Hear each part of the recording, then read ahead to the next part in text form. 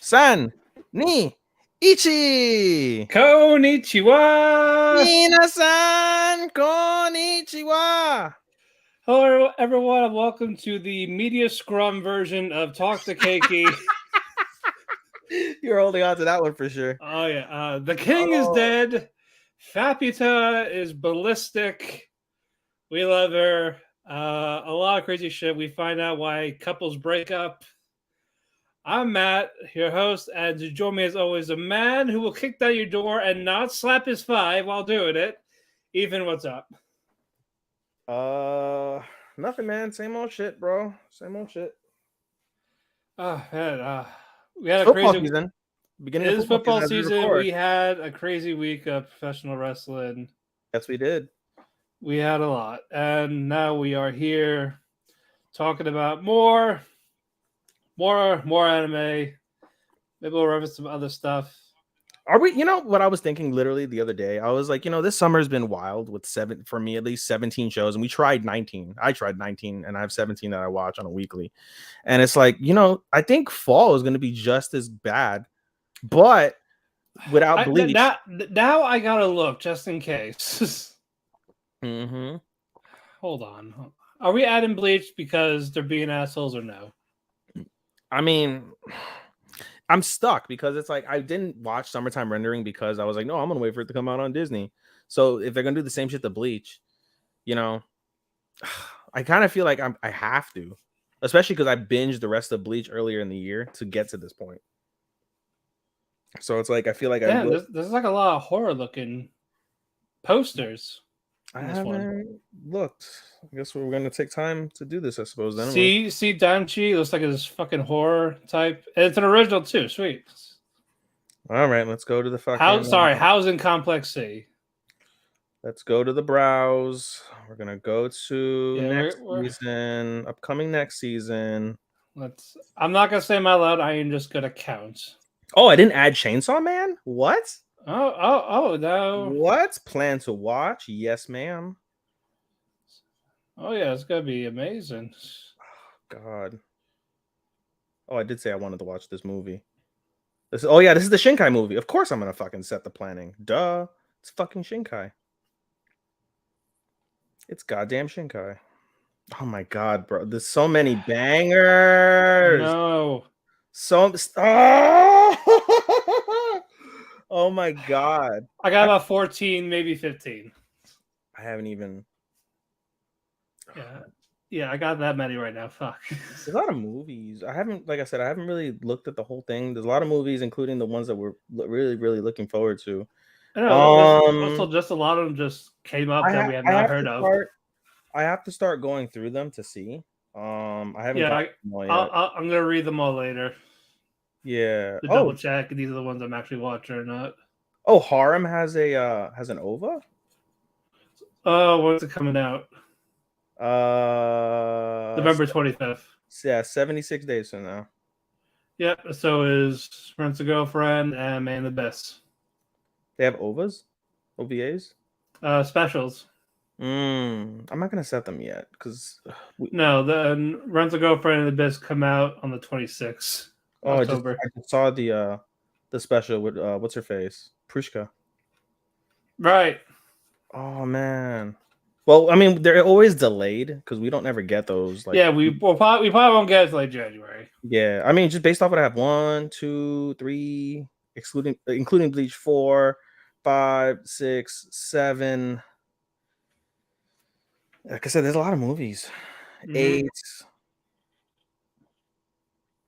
I've only got 8 so far out of this list, and I have to. I'm gonna go for them, but as of right now, just by look at them, I think it's 14. Oh, dude, I don't know, but like I said, definitely have 8 already. 9 if you include Boruto. Any ones that are going to be continuing? No. Cuckoos will be done. Summertime will be done.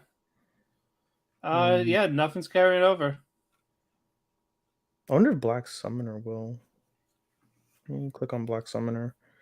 Doesn't say whether Black Summoner will or not as of yet. Also, yes, people, we are aware JoJo came out. We're gonna try to do it next week. I'm halfway through it I, already. I can binge it. I can binge it a day because I have no episodes on Sunday, so Oh, true. I can watch Well, some it's then and then on my football, day though. off. It's What? It's football. Eh, Well, for me, it's football. So I Sundays know. will be rough for me because I'm gonna be constantly watching football on Sundays. Yeah, but we will try to review it next week. Oh, I got to do the everyone tag. Oops, eat the cake anime. We're gonna go everyone. We got to pin it also. Pin to featured. Comment at everyone. Enter. Come watch us. That's right. There won't be gay porn, Sean, but we probably will say some gay shit because we always do. That was funny. I know. I was like, oh, like Lucky. I mean, we should ask them like the details. Was it like just soft? Was it good? Was he just really in there? Was it like was it good? Like, was really? it good or was it Lars Sullivan type? Oh my god, dude!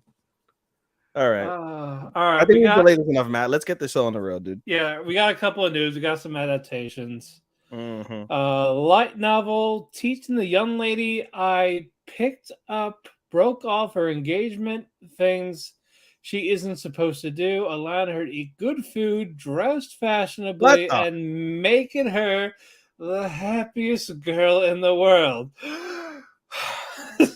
Bro, if you have asthma, forget it. It's a whole asthma attack reading that fucking line. So how would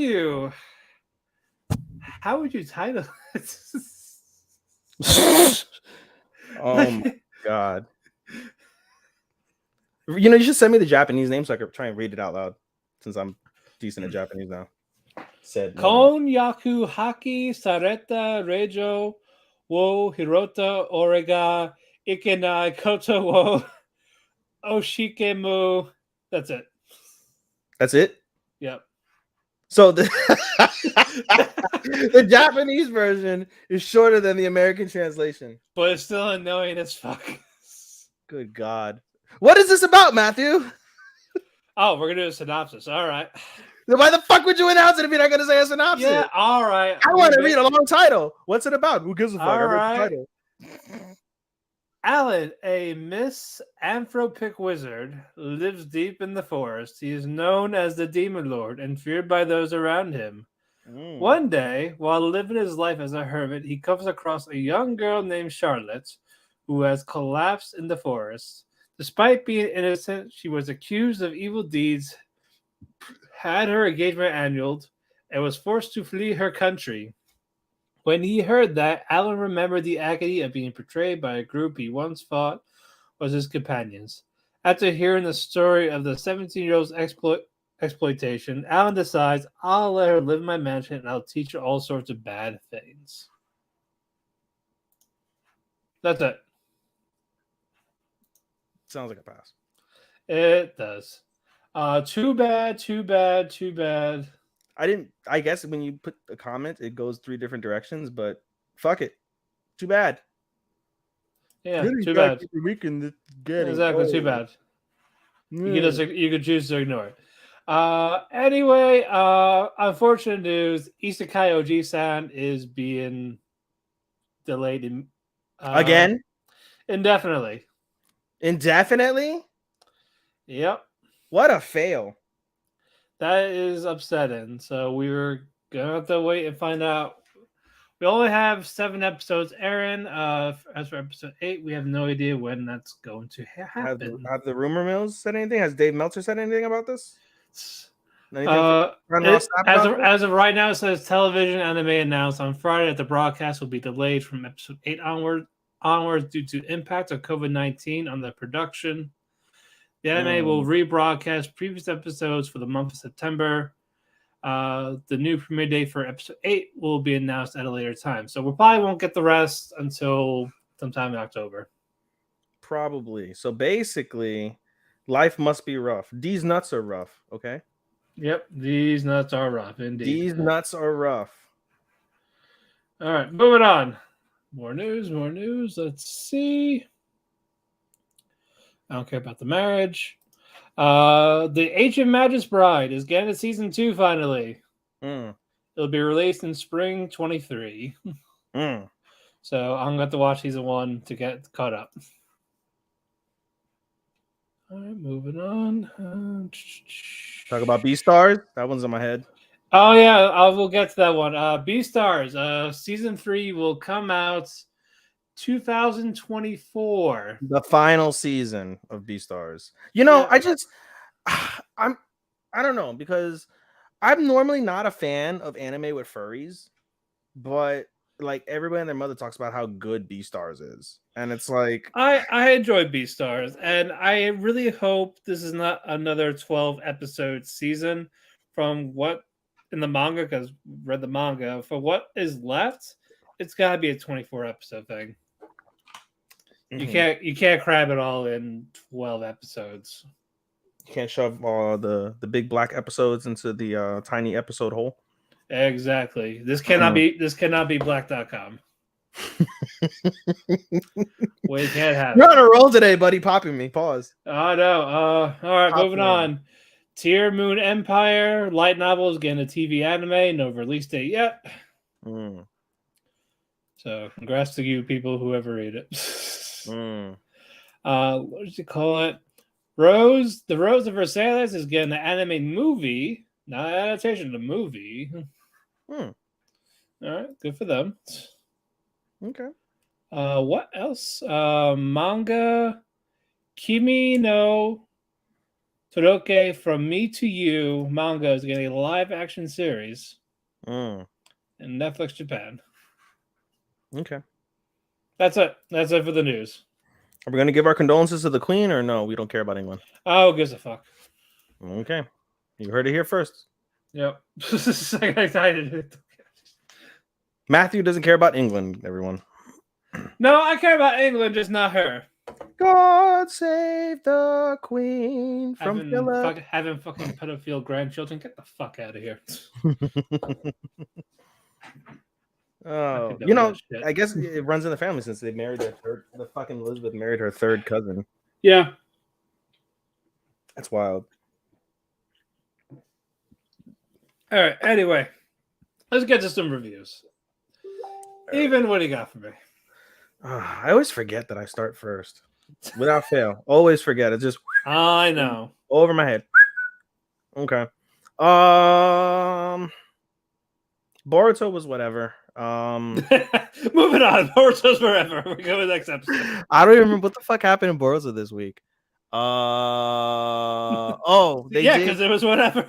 It really is. This is such a forgettable arc, dude. Truth be told, Boruto, just like of all like things to hit, nah, Chief. This wasn't it. But no, Boruto basically did a like an outdoor practice mission type of thing. They basically did like straws from a hat and picked their teams, and so Kawaki got separated from Kei. Himawari got to stay with Kei though, and basically we see Kawaki attempt to, I guess, shield her while doing the mission, but he keeps leaving his teammates who are aware of everything, so his teammates keep beating him up, which is kind of silly considering Kawaki's like that. But in any case, they progress, and Kei gets pulled away from the groups. She gets called out into the forest by this like nervous little boy, I guess that's part of their class, and he wanted to basically ask her for some advice on some sweets he made because his family owns a sweet shop and he's going to be entering his sweets into a competition, but he pussies out and he runs away, leaving Kei alone. Himawari ends up finding Kei, and they end up trying to go back to where the groups are, but then a giant fire-breathing bear comes out. A fire-breathing bear. Now I'm dragging a bear. Yeah, a fire-breathing bear comes out, starts attacking them. They're running away, and their sensei, Hana Sensei, comes over and uses her like jutsus to try and subdue the bear. But she's terrible. She sucks, and she ends up getting caught in the bear's traps. And Kawaki has to save her, and so Kawaki does. And Kawaki's all cool because he saved her. And it's like a story of not being nervous and blah blah blah blah. So meh. All right, moving on. Next. That's the shortest Boruto review ever. It is, because I'm tired and I don't give a fuck. I'm tired. I'm old. I'm surrounded by children. I'm just kidding. I'm not. I guess. No. The people you dealt with last week were children. Yeah, the people I dealt with were fucking children in my personal life. Yeah. Anyway. But yeah, this is We're gonna try our best to make this a quickie tonight, folks. Yeah. Unprotected. Unprotected quickie, you know. So if we end up the best kind. spawning a talk to Keki baby, came from tonight. Right, hey, let's go. Keep going, baby. All right, my isekai life. My isekai life is still running solid.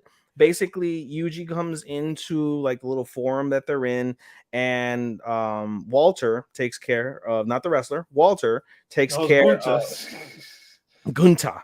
No, Walter takes care. He runs away basically with his like stooge or whatever, and he basically like rises like these zombie demons or something. Anyway, Yuji takes care of them, no problem. 1, 2, 3. But by the time he makes it to like this main atrium where Walter is, looks like my buddy's here. What's it called? By the time he makes it over to the thing, give me a second. God damn it! 1 second, guys. I have a friend coming over. All right, I am going to talk during all this. I guess this is how it's gonna go. How is your day, everyone? Welcome to the show. Have a seat. Grab a drink. My co-host is irresponsibly answer the door for a friend.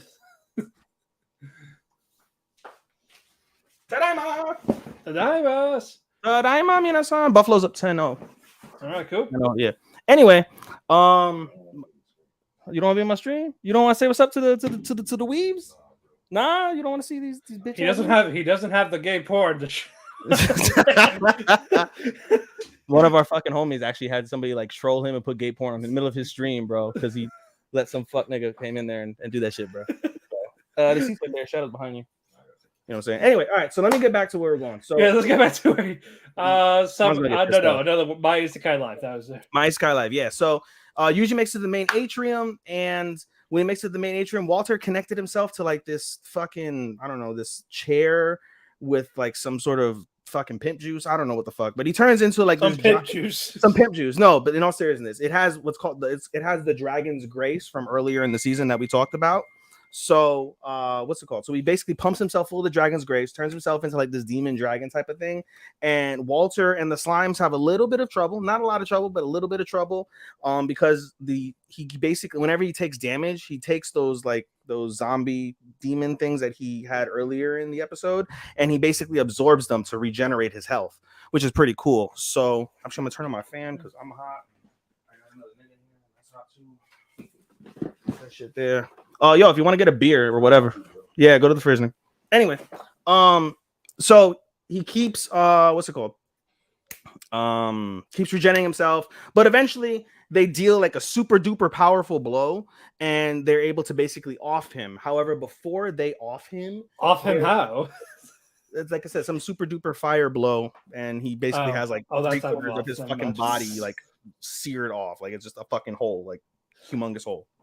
But in any case, so he there's more to the prophet, because I had mentioned in the previous week how there was a prophet that basically said, like, you know, he has to be the one to lead the sage to his death. However, basically, it wasn't the sage, it wasn't Yuji that needed to die, it was Walter that needed to die, because not only did that like pimp juice type of fucking chair thing give him the dragon's grace, he basically did like a self-sacrifice of himself, all the remaining demons, and his stooge in order to summon, like spirit summon a great sage. Except this great sage is like super evil. Like he was killed at a young age, but he's like super duper OP. And so we get a fight between we get a fight between Yuji and this great sage, and they go blow for blow, back and forth, and Yuji can't get a heads up, and basically he ends up as he keeps going into the negative, as we mentioned before. That's a cop out, I guess, but you can go into the negative with your MP. So he's like in negative 70,000 MP, and he's running out of steam, and he thinks he gets him with his super duper final blow.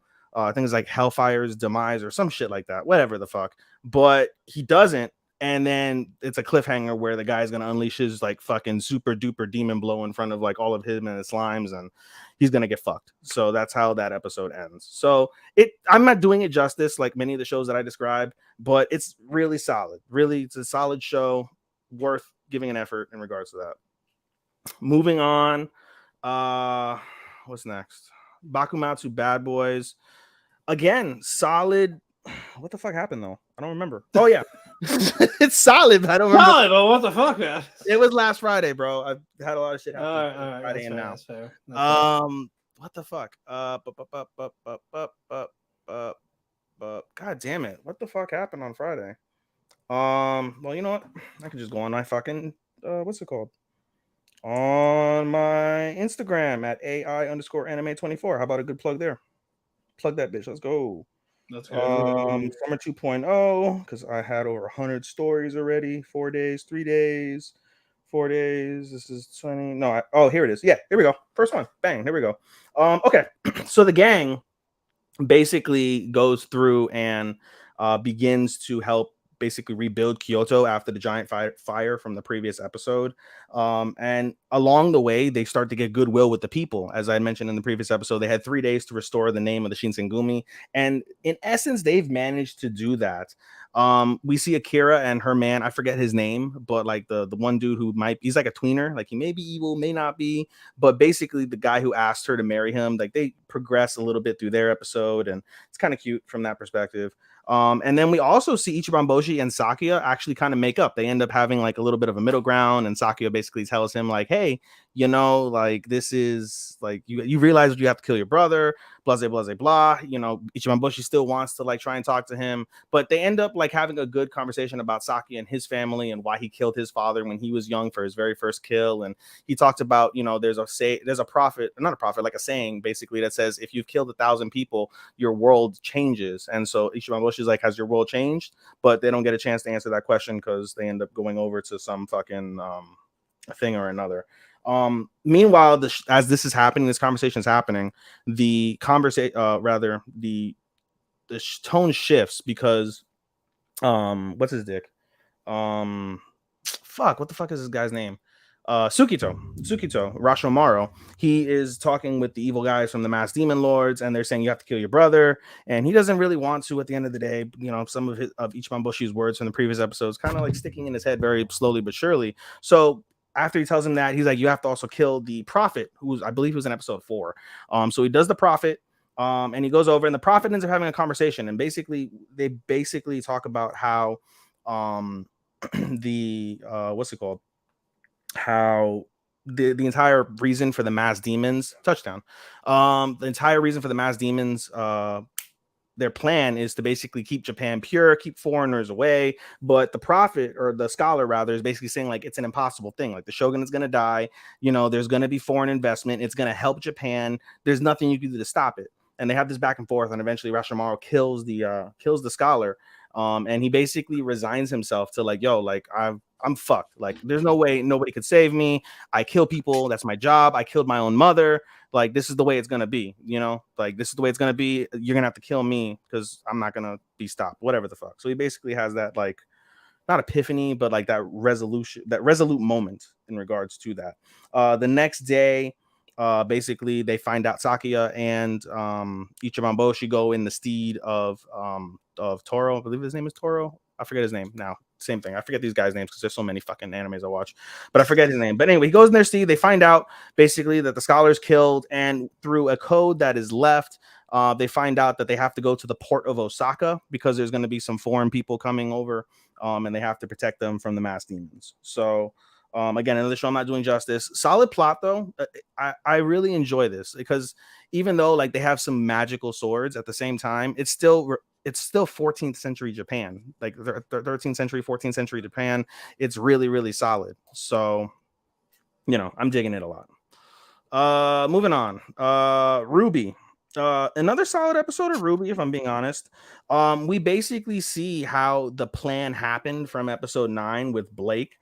Blake basically says like, hey, I'm gonna let the Grim infect me, and once it infects me, I'll be on equal leveling with Negative Weiss, and we'll be able to fight it out. And then my goal is that, you know, she'll be able to like really see eye to eye with me in this same level, since we're going to be level, and then I'll just trust you guys to save me.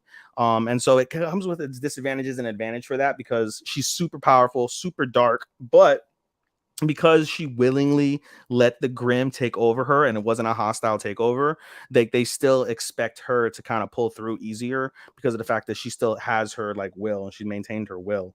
But basically we see them go back and forth. It's a really tight battle. We see Weiss get the head, and this allows Ruby to be able to get past the battle. Her sister Yang helps her get past whatever field she has to do, whatever thing she has to do, whatever fucking battle, whatever the fuck.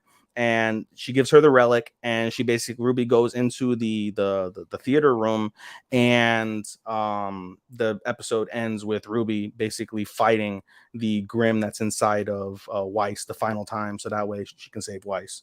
So again, as I mentioned before, really solid. I hate that it's not a standalone. Like, this is just a piece. It's like a long series within the piece of Ruby, because the rest of Ruby sucks, like in terms of the animation, and it's in English, and I don't want to watch it in English either. So that sucks. But really solid. And you know something? If it wasn't for Made in Abyss, I swear to you, if it wasn't for Made in Abyss, I would pick Ruby for my soundtracks of the year. Love the music. I love the music in Ruby, and it's got great animation. That's what keeps me going. Like, you know, the story's okay because of the fact that it's mixed in between that, but the animation and the music, awesome. So Rooster Teeth in 2022, thumbs up, buddy. Thumbs up. And then what do we got left? Ichi ni san shi go Saigono anime. Black Summoner. I love Black Summoner. This is one of my low-key favorites of the season, Black Summoner. So basically Yuji speaks to his new wife. What's her face? What's her dick? Fuck, I forgot her name now. Mel. What's her dick?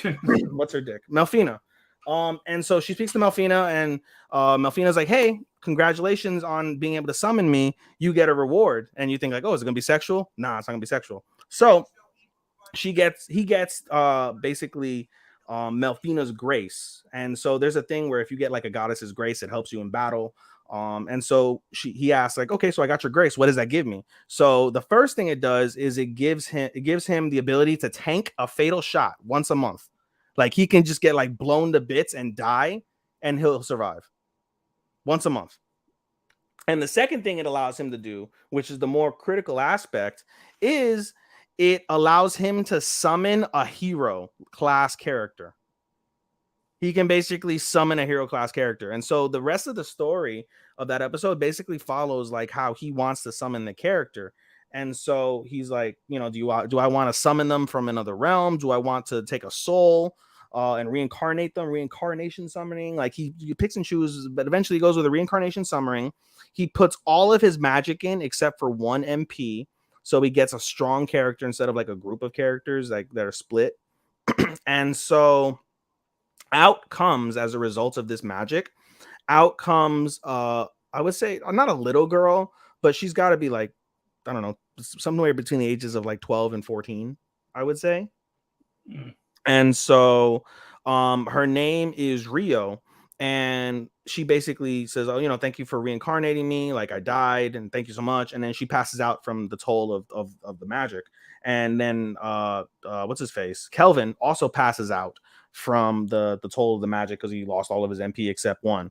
They wake up a few hours later, and we see Rio go outside, and she's playing outside like a little kid, and she's thoroughly enjoying it. And we find out the reason why she's like that is because she was a sickly child in Japan. Like, she was bedridden in a hospital her whole life, never went to school as a result, never had friends. The only thing she did in the hospital was read adventurers books. And so we find out that that's her like avenue, I guess, from that standpoint. Kelvin comes over, they have a conversation, and basically, you know, try to get themselves acclimated to each other and such. And so he mentions like, hey, you know, like, you're gonna be my little sister because you have dark hair, and dark hair apparently is uncommon in that world. So like, hey, you're gonna be my little sister from another world that came in later on compared to when I came in.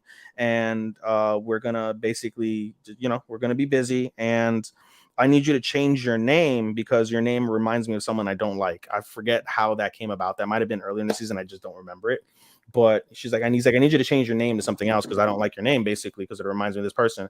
And so she's like, I'll call myself, instead of Rio, I'll call myself Rion.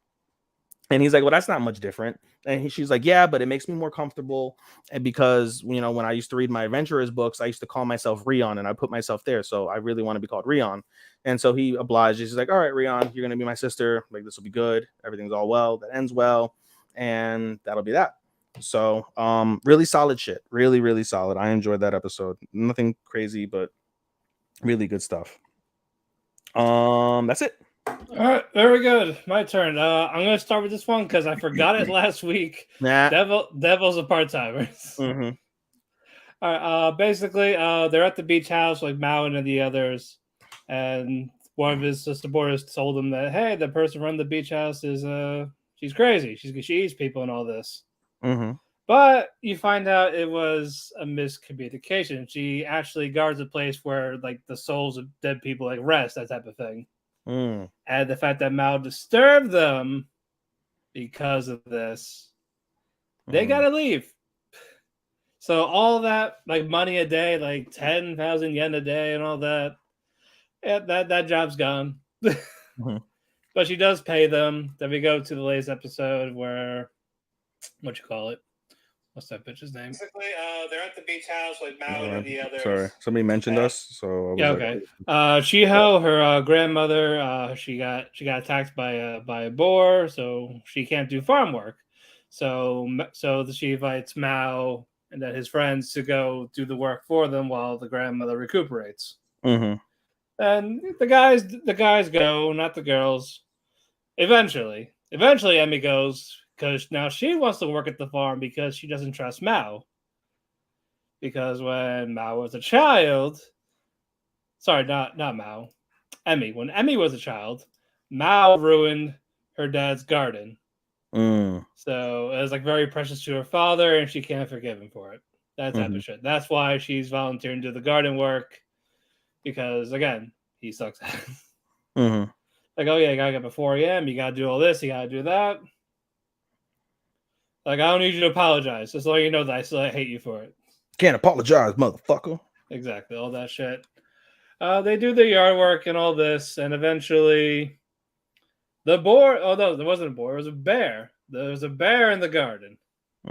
And what they're like, don't make any sounds, anyone. Who makes sound? A fucking baby. The aunt's child starts crying. I was like, God damn it, kid. And that was the end of the cliffhanger. I didn't watch today's episode. Word. It's just okay. Yeah, a little disappointing from season 1. Makes sense. All right, maid I hired. This thing. All right. First half is Lilith being sick with a fever. She wants to keep serving. Apparently she can't because again she's sick. This makes Yuri want to help her out. Like, oh no, you gotta go to bed and all this. First we thought it was her getting so flustered she was weak in the knees, but no, she has a fucking fever. You know the deal. And then we do that. She feels better.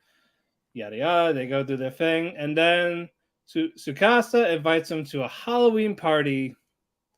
So she wears this seductive dragon maid outfit. I know, right?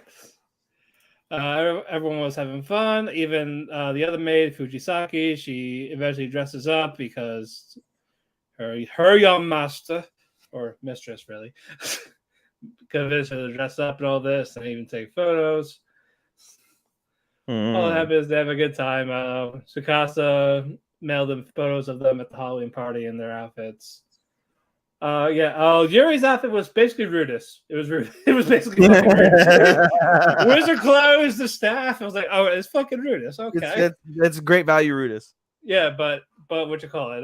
That's not as good as him. Not as horny as him. And a reverse pedophilia.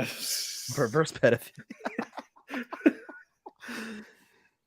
What in the Queen of England bullshit is this?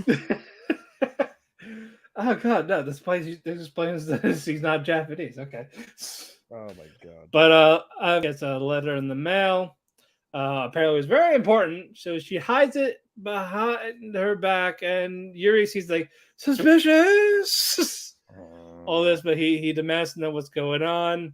It turns out the people that she was working for, they were aware that she snuck out to go serve this young kid, so she has to go back immediately. All this is so she doesn't want to go. Yuri doesn't want her to go. Like, I don't want to be alone in all this, so please don't leave me. Sounds like a song. Like, I'm your master. I don't want to be alone. Please don't, please don't. Yeah, then she just crumbles up the paper saying, fuck it, I'll stay. What's the worst that could happen? Hey.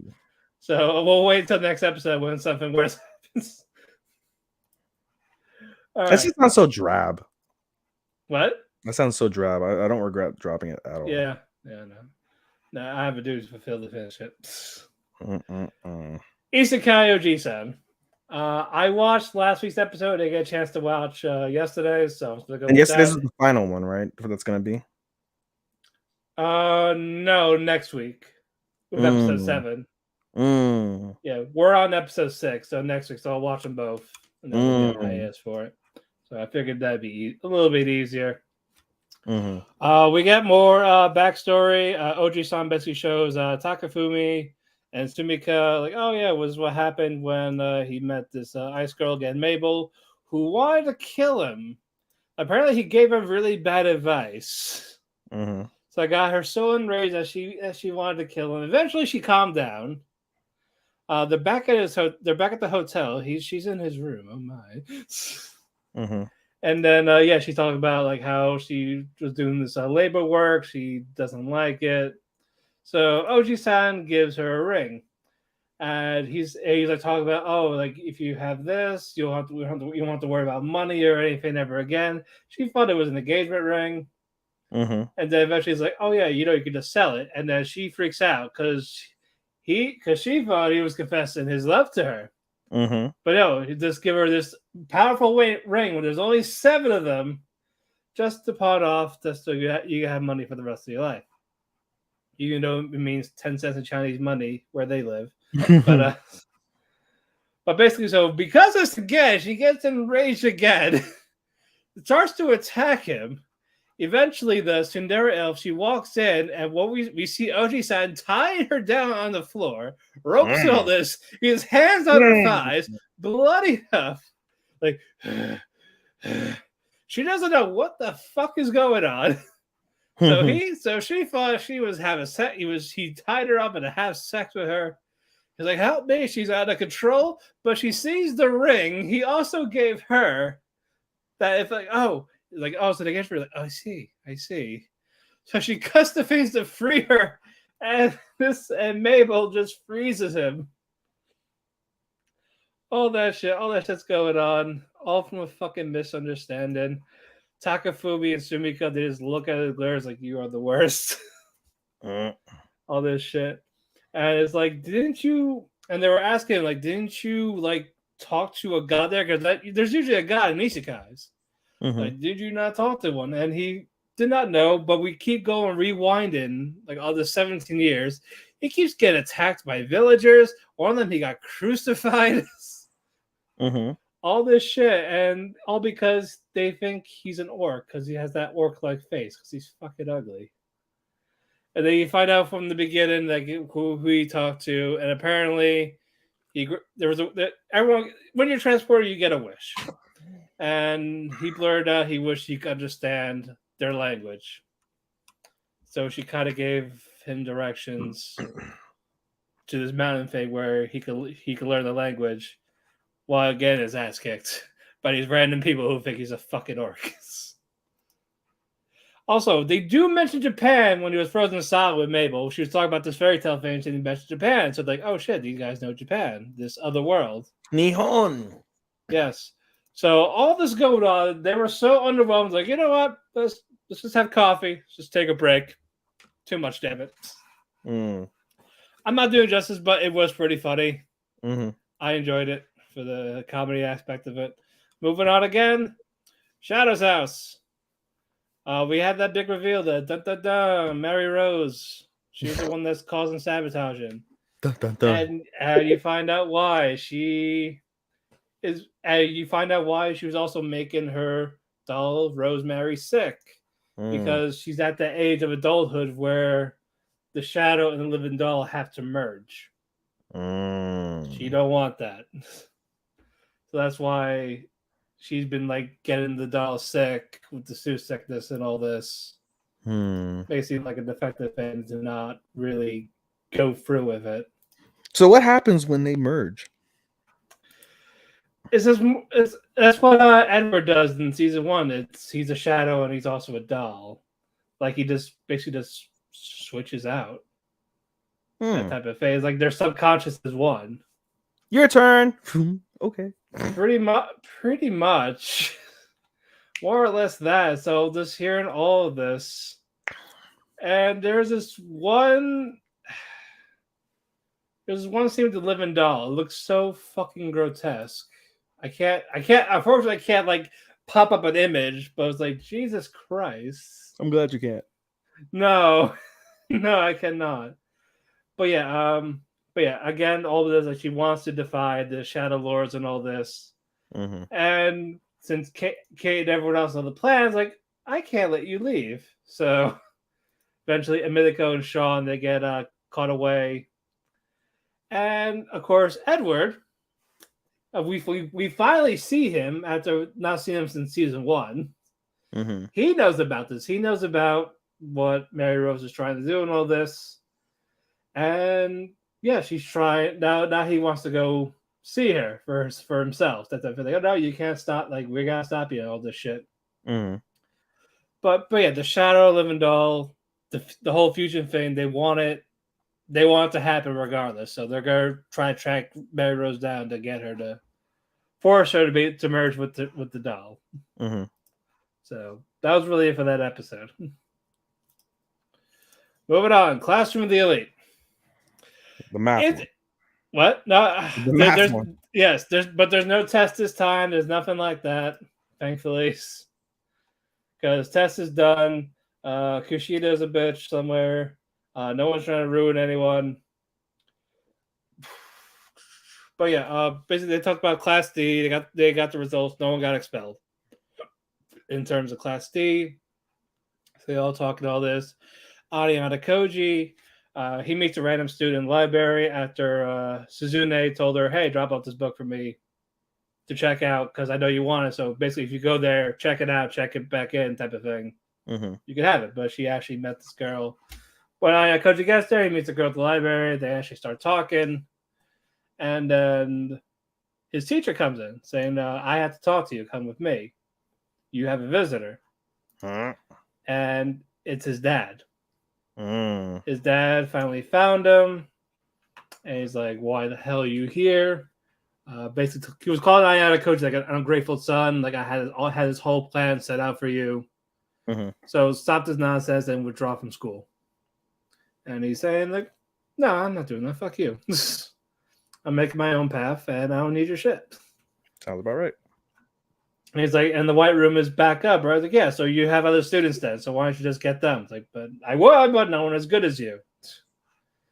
Like, no one is as smart or anything like that. So, no. So, last chance. You're going to withdraw from school or else. Or else these nuts. But eventually, the head principal of the school, he comes in, and he actually knows the father. Apparently, it seemed like he worked with him during the white room and all that. But he told him like, "Hey, he's a student here who wants to excel. So the fact that he's my student, I have to protect him. So you are not doing any of that, and I'm going to ask you to leave right now." I'll beat your ass. Also, before that though, the father tries to guilt trip Coach and tell him that the butler died, the butler who helped him escape to go live on his own, basically. And he's just like, "Okay." I Coach just did not care. Like, so if you try to guilt trip me, it's not going to work. So all that happened. Ayana Koji talks to the principal for a bit. And then he calls Kei. They talk for a bit. And Ayana Koji tells her, "This is the last time I'm calling you. So, like, I don't need you anymore," type of thing. Kick rocks, bitch. And then she's upset about this because she's actually falling for him, despite him using her for help and stuff like this. So she started liking him, and then he already said, like, I deleted your number. I'm not gonna contact you. Don't worry, I'll still protect you if those girls try to bully you again. But other than that, that's it. Don't call me again. And he hung up. That poor girl. And yeah, she cried. She cried a bit. And that was where the episode ended for that. Oh. I was like, oh man. All right, last one. Summertime rendering. Thank God. I'm just kidding. Thank God. We're getting there. It's not. We're still less than an hour in. Jordan Deska. All right. We picked up where we left off. Hizuru is dead. So Shinpei is mourning a bit. He talked to. By the way, unrelated, the fucking memes from Summertime Rendering of a fucking Shinpei pulling a fucking Subaru. I love Amelia. Yeah. Oh yeah, I'm gonna get to that. It's this episode. Oh, is that episode? Yeah. Oh, please do. But Hishigata, the father, he was like talking and all this, and then Shinpei had a epiphany type of thing. Because it's July 24th, like where the festival happened, where everyone basically got swallowed up. They're there now, and this is also where he met Ushio. So they think that Ushio is alive. So basically, like she put her stuff, her memory stuff like that, in a shell, like the shell that he carries around, this shell necklace thing. Seashell, yep. Yep. So basically. It's basically the plan is to find her in the water, like in the ocean, to make her see that shell to regain her memories and all this. But why wouldn't she be a wrinkled fucking bag at this stage? Again, I think this is just a shadow copy still. They don't really age. Okay. Like Shide, he's fucking like 300 years old, still alive. And he looks like what? Like 50? Not even like 40. Yeah, like so then it's kind of fucked up because like okay, fucking Shinpei's gonna grow old as fuck, and then Ushio's gonna be 17. Well, when the shadows when the shadows are gone, she's dead. So like dead, but like permadeath. But yeah, so because of this, Shinpei's trying to make a plan, and then Nezu of all people, the old man, he talked about like why the single strong around this time was because high tide, low tide. So basically, we gotta go around a certain time. We gotta go when low tide is, so 6 o'clock. So that's their plan: to find Ushio before Shide and Hain find out about it. But before that, though, Mio is talking to So about his feelings with Shinpei because So actually liked her, and he's like, "You know what? We're still friends, right? Like that's not gonna change, right? Yeah, like let's go for it." So Mio goes on the roof, told Shinpei she needed to talk, and she said she loved him, and he said, "Oh," and she's like, "That's all you gotta say?" Oh, like what the fuck? And then he starts apologizing and all this, but like he said, "I love Ushio. I see you as a little sister, nothing more." And Mio said, "I know." And let's have incest. They're not really related. Yeah, no. But yeah, the fact that they had that little brother sister type bond, but still, no. But she was aware. It was more she felt like she had to say it in case they all died tomorrow. That's nice because I think they're all out of loops after this. So basically, this is it. So all that happens. We're in the morning. It's time for that. It's time for the cultural festival. Shine is there in his disguise as Masahito, talking to Hain in Shinpei's disguise. Well, that's going on. Eventually, you find out Shinpei's in the water with the Shadow Baby, like he's in the Shadow Baby looking for Ushio. Shide, he starts following her in the water. They find Ushio. Shinpei gets her. They emerge from the water. The Shadow Baby's cut, disappeared, boom, goodbye. all that, and she scans the seashell. She has her memories, her powers, all that back. She says she's ready to kick some ass, and it Death. ends right there. Oh, they're gonna say death. We're like, No, okay. no, it ends right there. 4 more episodes to go. Makes sense. And then it's done. All right, our end. Not even hour. We did our stuff. And I walked away, and I was distracted with my homie here. This is good shit. That was like a minute or two. All right. Now we're just gonna we're tired as fuck. We're just gonna run through. IMO. Let's start IMO. Okay. It's kind of it feels kind of at this stage. If I'm being honest, like it's okay. You talk about the next school year. Just in general, like I feel like this has definitely kind of gone down somewhat. If I'm being honest. It's okay. It's not great. Mm-hmm. Like it's not gonna be like Takagi. No, not at all. In terms of her work, not at all. But it's fine. It's okay. I'm not hating. I like a Harem better than this. Yeah. And and Tsubaki was fun. It's just more Ayamu and Urushi. That's it. The other characters did okay. Well, I mean, they focused this last episode a lot on well, at least the first half of the episode focused a lot on Takeru and Sakurako. Yes, so that was nice. That was very nice. I like their relationship a little bit more, I think, than Senpai and Ayumu. Ayumu, yeah. A little bit more invested. A little bit, yeah. But anyway, I mean, yeah, let's just run over the review really quick. Basically, like we said, the first half of the episode is kind of focused on Sakurako and Takeru. It's what is it? Not White Day. It's Golden Week, right?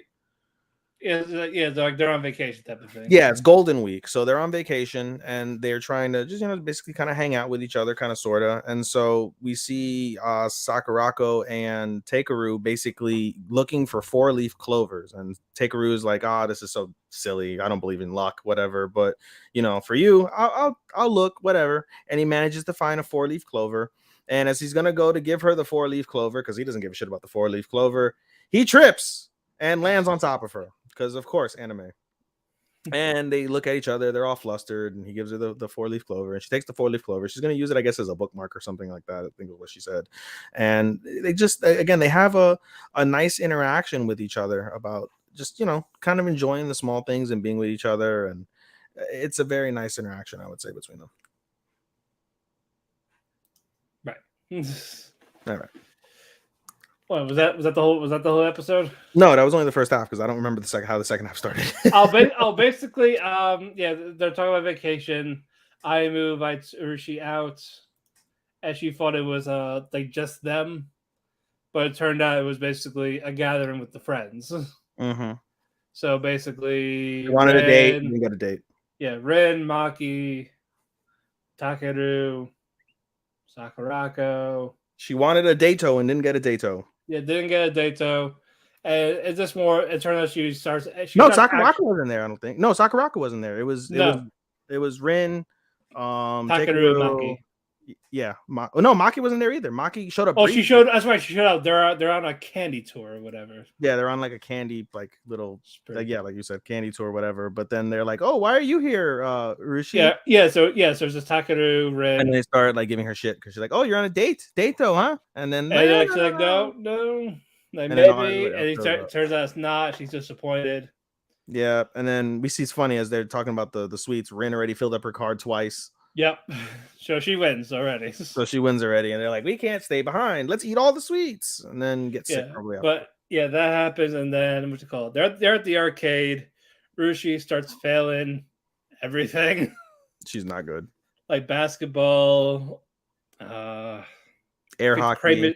That was the last one. I was gonna get to that one later. I think a crane machine, something like that. Yeah, she only knows shogi, nothing else. And the reason why she did well on the what is it, the battle figure, the battle war one, the one where you have to, is because she like started thinking of it as shogi. Yeah, pretty much. But they're doing air hockey. Urushi just fails to hit the puck. Ayumu was basically defense. He was helping out. They still lost. And they still lost. They got their ass kicked too. Not even just Yeah. lost. It wasn't a 2-1. No, it was 4-0. They got 4-0, bro. 4-0, yeah. Out of that, like best of 7 type shit. Nope. Mhm. But and that turns out she actually had a fun time. So yeah, she enjoyed herself. She was actually got new experiences in life. That's not shogi. And she even got to take pictures with Ayumu in the photo booth. Yep. And that was cute. Did you see the after credit? No, maybe. Oh, no. Sakurago got asked out by a guy. No, I didn't see that. Really? Yes. Someone called her over. You don't see what happens. They see him. They see her, and fucking Takeru talking. And she asked him, "How you know if you like someone?" That type of thing. Mm-hmm. And explain all this, and then she gets all flustered, and she says, "Okay, so I'm going to reject the guy that asked me out." Wow. And then Takeru's like, "Okay." He's like, "Huh?" Wow. Yeah. I didn't see that. Yeah, that happened. Cool. So good for her. Good for her. Kawaii. Kawaii. All right, moving on. Fucking Vermeil and Gold. A solid episode. Fucking solid. Elote. Was that his name? Elote? Lowlight. Okay. Lowlight. Fuck that guy. Bro, savage. Already. First it was the this one we do got to talk 2 episodes because when we recorded last Monday. First exam, it was basically put mana in the crystal. Of course, Lilia, Alto, they figured out Alto broke the crystal. No, you gotta build up. You can't just say Alto broke the crystal. Basically, all the students suck. Lilia came over and she basically is like, he is not to put your mana in on the crystal, it's to put it in the flame. Yeah, the flame in there. And oh my god, it's great. And then of course everybody else fucking starts, and they do well, including one student who we'll see toward the end of that episode. But the last person is Alto, and Alto walks up with Vermeil, and everyone's like, "Why is there 2 people?" And they're like, "Yep, that's the familiar." It's a familiar. Nope. Just let him. It's fine. And Alto starts walking around, and he's like, "Yep, I knew it." And basically, Vermeil tells her like, "No, that's not the right spot." No, not yet. You have to explain that. First off, you see Alto realize like the trick isn't even to put the mana in the flame. The trick is to find the magic circle within the crystal, because basically the crystal acts as a conduit, and there's a space where the magic circle is perfect, and that's where you basically can get the most mana into the crystal in the shortest amount of time and distance and such. And so he finds the space relatively quick. The proctor is like, "Oh, he found the space, perfect." Then what's her face, Vermeil is like, "That's not the spot, right, Alto?" And he's like, "Yeah, you're right, that's not the spot." And so he goes to the other side, and he goes to the absolute worst spot, and then puts mana. where you can't really draw, where they really can't draw mana. Yeah. And he's like, and the guy's like, "Oh, it's the worst spot. What is he trying to do?" And then so he starts pouring mana in, and it's beautiful. Like the flame goes, the flame turns silver. Everyone's astonished, and then you hear Vermeil in the sexiest voice whisper in his ear, like, "Let's scare them." Right? Yeah, and he agrees to it. He agreed, like, yeah, he got caught up in it, bro. And he pours all of his mana in that bitch, and the crystal explodes, and everyone is losing their fucking mind. And Alto's like, "I'm sorry, He's like, it's fine. You passed. He's apologizing. He's like, "Yeah, you passed." And he's like, "You're not supposed to tell him that." I was like, "How can you fucking not? He destroyed the crystal with his mana." Yeah, with silver mana. What the fuck? And it's like, "You sure it's effective?" Like, "No, it's not." Like, trust me. It's not. Like, no. And I triple checked that shit. And he's like, "We still got to pass the written exam. Don't fuck that up, kid." And then in his head, the proctor's like, "That's why I love children." That was funny.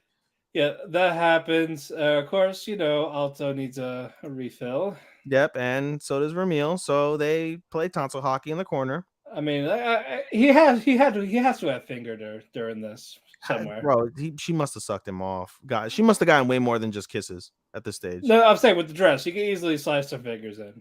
Bro, I'm sure she doesn't wear anything underneath. Bro, she's naked all the time at home. Yeah, like, he's got to be clapping cheeks. How do you not clap cheeks? Oh, she's telling him like, "Oh, this is how you do a blowjob, pal." For real, like, yo, you should be clapping cheeks, bro. clap, clap, clap, Yeah. clap, clap. But during this, we see the villain talking to the student that the student was talking to Alto. Yeah, so basically that student that we had talked about that did really well in the first exam before Alto went up, he went to take a piss, and then we see Lowlight come up and say like, hey, I'm gonna borrow your ticket. Shanks this fucking guy in the carotid artery, and he just bleeds everywhere and dies. Takes the ticket. Alto's almost late because he's busy fucking finger banging Vermeil in the corner. Yeah. And he makes it in time. So does Lowlight, and that's where that episode ends. The next episode starts off is the written test. He's sleeping. Yes. Lowlight just goes straight to sleep, and Alto's like, "What the fuck are you doing?" And Alto takes his time, and he gets his test, and he's almost done. Then Lowlight wakes up. Yeah, and he's like writing the test. Yeah, he's like, "All right, let's look at this test. All right, easy enough." Done. He throws it, and he starts throws all the papers in the air, and then Alto's like, "What the fuck is up with this guy?" And then he starts talking to Alto, like, "Oh yeah, how you doing? This is easy, right?" And they get in trouble with the proctor, and then he's like, "I'm trying to finish this test." He's like, "Oh, it's not like it matters. No one's gonna finish this test anyway." He's like, "Huh?"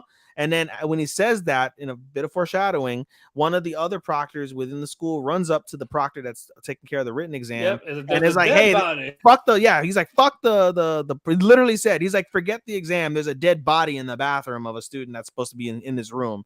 And he's like, "What?" And then the other proctor immediately recognizes Lowlight, and he's like, "Stop!" And Lowlight's like, "Oh, you found me," and he blows up the entire fucking room. Right? He blows it up with a fucking castle. A castle. I get, what is that? Not a figure, but like, I don't know. What do you want? How do you want to say that? I don't know. Basically, a giant castle. And so one of his ability basically is to summon chess pieces. Yeah. And so he basically summons a rook. And he the rook is OP as fuck. Like, it shoots cannons and all this shit. High defense. Yeah, high defense. The students manage to escape, and what's her called? Lilia and their friends, they manage to sneak back into school, but they can't get into the classroom because there's a thick veil over the classroom, which is done by one of Lowlight's accomplices, who is still a platinum square herself, the witch looking one. And so we basically see two proctors and Alto and Vermeil fight Lowlight, and they all get their asses kicked thoroughly. And when basically what's it called, even fucking what's her face, even Vermeil goes into her fucking demon form in front of everybody and just instantly gets shut down with some type of like lock magic, and it's wild. And she passes out, and Alto loses his fucking Alto goes Super Saiyan. Yeah, he goes Ultra Instinct. Alto goes Ultra Instinct, and he still gets his ass kicked. Yeah, all that happened, all this power up, even he felt like, huh? That's new. He destroys parts of the rook, and he's like finding this inner energy because he loves her and he wants to save her. And fucking, he still gets his ass kicked as he's getting close to Lowlight. Lowlight pulls out the knight, and the knight has an extendo fucking like saber thingy. Lance, the lance. Yes, thank you. The lance. And we thought he stabbed in the heart, but no, he got him. No, he got him in the shoulder, and basically, and he still gets his ass kicked. And so Alto is still pissed off, breaks the lance, and he tries to continue to fight, and he continues to get his ass kicked. And by this point, though, the other two proctors are dismantled. They're AFK. They're gone, right? They're fucked up.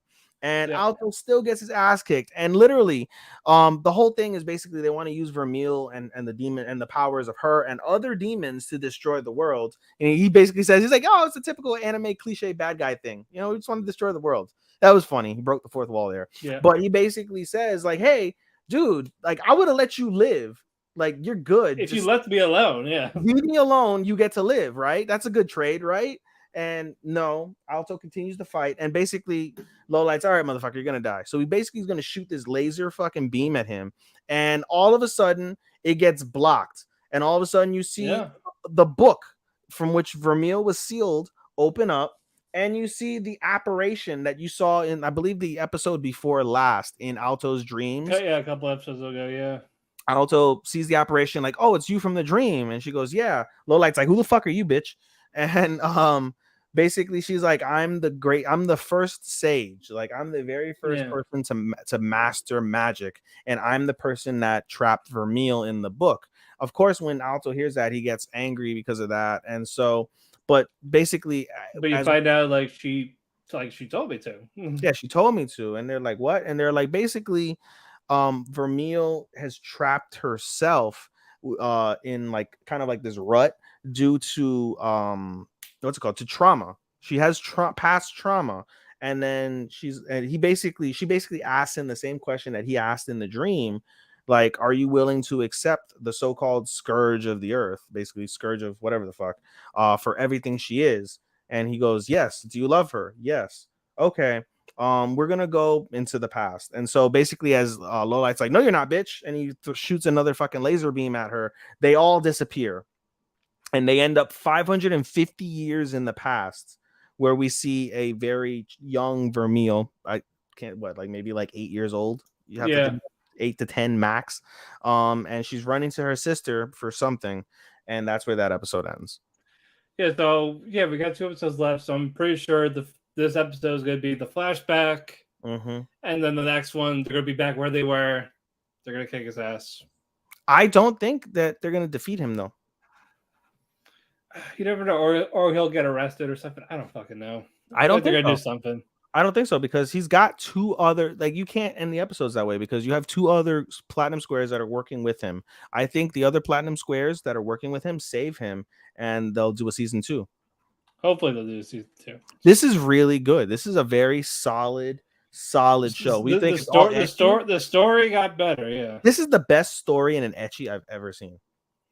right. Solid. Moving on, a couple of cuckoos.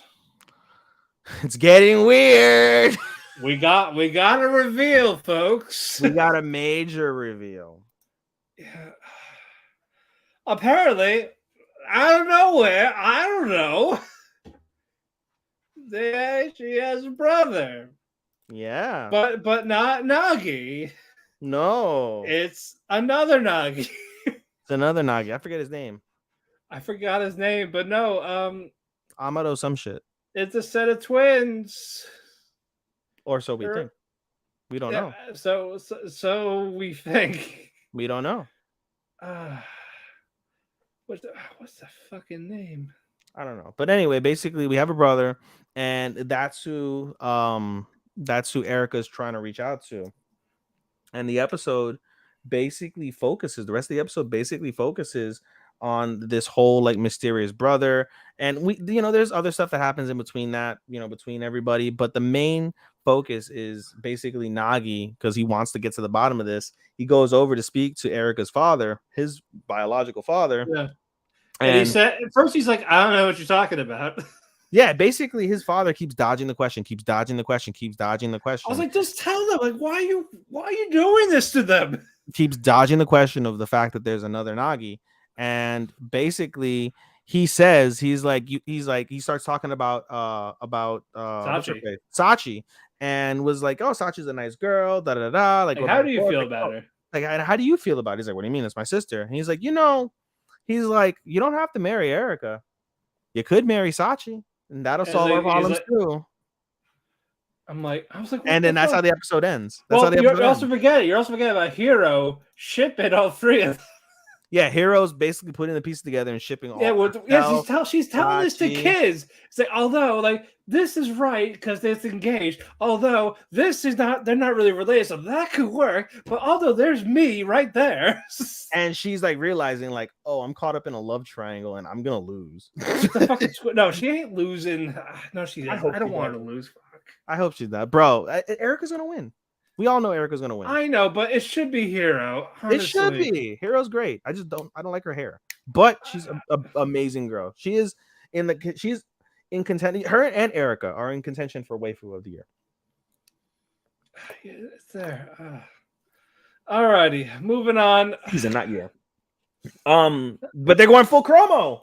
They're trying to go full chromo. Yeah, it's either you're gonna date the one sister or the other one from that side of the family. Like, hey, you could date this girl that you're falling in love with and marry her, or you could fuck your sister and marry her. Although they're both related, so you get to fuck either one. Like they're related. You'll still be in the family. Either one, you can't go wrong. There's got to be more to that birth switch. Has to be more to the birth switch. I was like, why are you doing this, bro?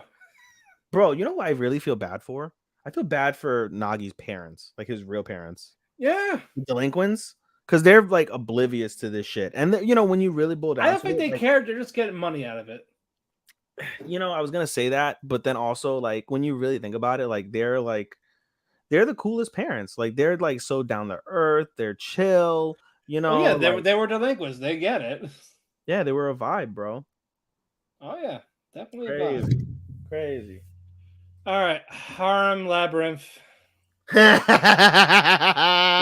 a lot of sex. We got fucking and blowjobs and cheeks clapping. Cheeks clapping, bathtub. The blowjob episode got me fucking. I was like, oh man. But basically, gave me a little bit of a tub. Can't even lie. No, it was hot. The previous episode, fucking, what's his name? Michio. He buys a laundry basket and he commissions a bathtub because he wants to have a bath with her. That's it. That's really the only reason. But yeah, basically they go to Labyrinth. They fight people. They beat the boss of the third floor, and they decided, they go to the herb store. They get some herbs. They make their own garden. Yep. It's a lot of work. It's a lot of hard work. Yes. It pays off. The garden, they get their herbs, they're planting, everything is good. They make a fence. Hard farming day, right? Let's go take a shower. Oh yeah, the thing comes, the tub comes. Yes, that's not the only thing coming that night. Yeah, because during this, it takes him like what, a half hour or so to fill up the water. Yeah, because he's using fire magic and water magic in order to do it, and he's tired himself out because he's used his MP. Yeah, and it turns out he doesn't have a stronger water spell. He doesn't. Yeah, but damn, that's a big tub though.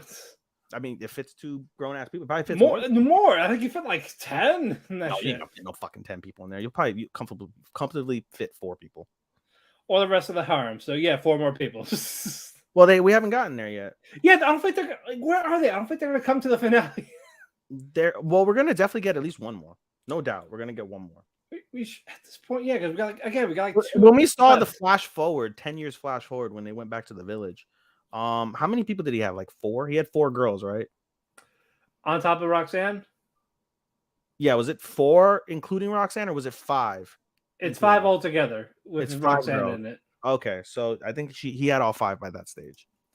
Okay, we're gonna definitely get 1, no doubt, because that's at the end of the next episode. Now they gotta assume they're getting a season 2 of that. Unless they're gonna do all the. Bro, we got a season 2 of Peter fucking Grill. We're gonna definitely get a season 2 of fucking Harem. I completely forgot Peter. Because it's in fall, motherfucker. It's in fall. I can't wait. He's gonna be fucking pigs and orcs and elephants. He's slinging that dick everywhere, bro. He's fucking the whole fucking. You're on your own for that one. Am I? Yes. You don't want to see Peter Grill fuck Animal Kingdom? Come on! No. What the fuck's the matter with you? No, Peter Grill, legit. So I watched off track real quick. I watched Shino Meta. That was the very first ecchi that I ever watched. I followed that up by watching Arrow Manga Sensei, and then I was like, all right, do they have ecchis like every season? And the first season I got to see that was Peter Grill.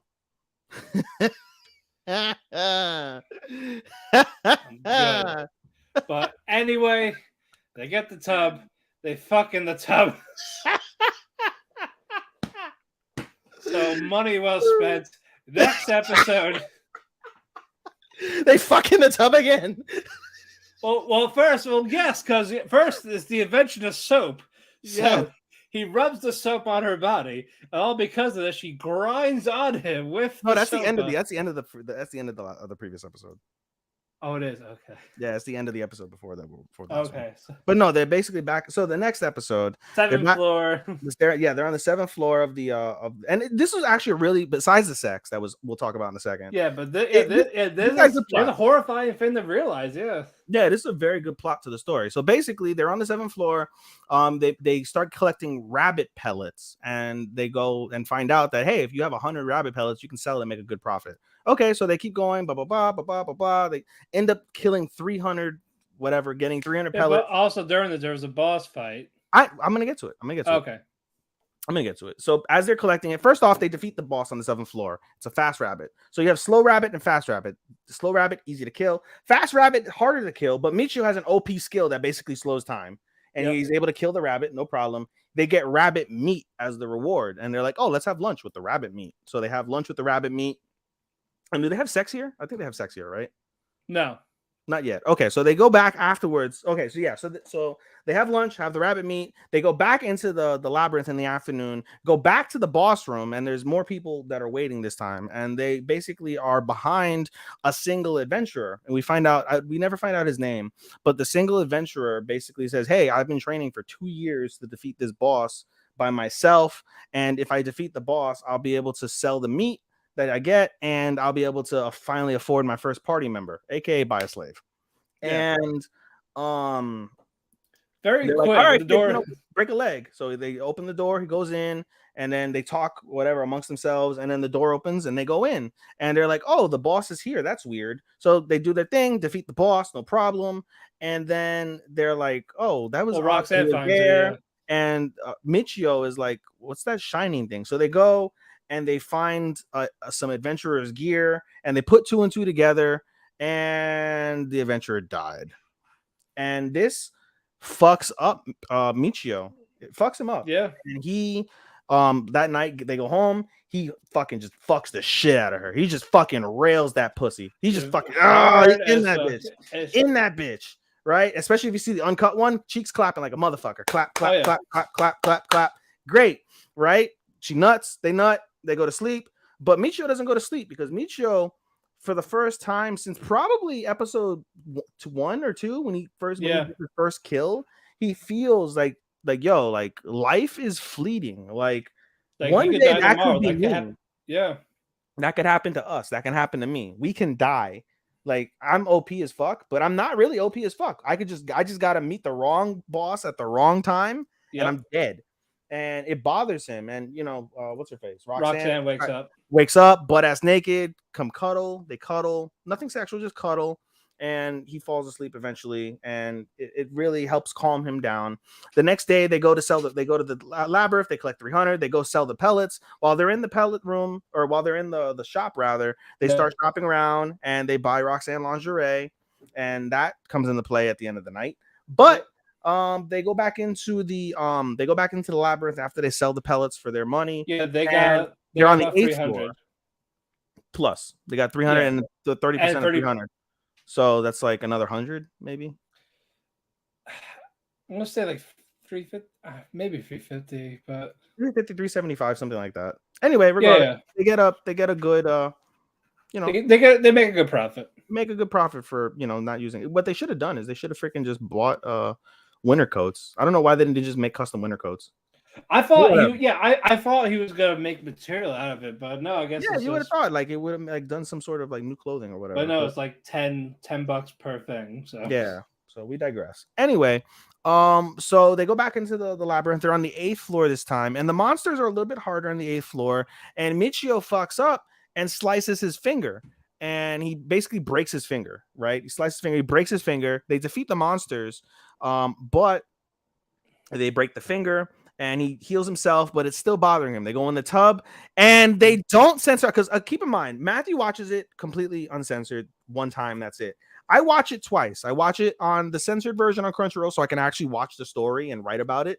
And then I go back on the uncensored version so I can watch the hentai and beat off to it later. So this is legit, not bullshitting.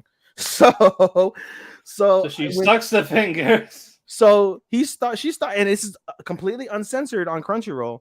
He starts basically fucking sucking Michio's finger, and Michio gets hard, and Michio's like, "Can you suck my dick?" And she's like, "Okay," and she fucking sucks his dick, and she's a pro. She's fucking goddamn, she's Superhead. Oh yeah, She's and then Superhead, he baby. he grabs her head, starts face fucking her. Yes. And fucking jizzes all down her throat. It was great. That was hot. That was really fucking hot. It was. No, and then boom, that was it. And boom goes to Dynamite. And Matt and his significant other did that later on after he saw that episode. Aha. That was really it for that episode. And no, it's not it. So that's right. She wore the thing. She wore the fucking outfit. And they fucked again. But no, that's not it. So the end of the episode really happens. They go the next day, they wake up, they go back into the 8th floor, and they're still having problems. And they managed to defeat the boss again. Or not the boss, rather. They managed to defeat some villains on the 8th floor, but Michio basically realized it was some type of rabbit, yeah.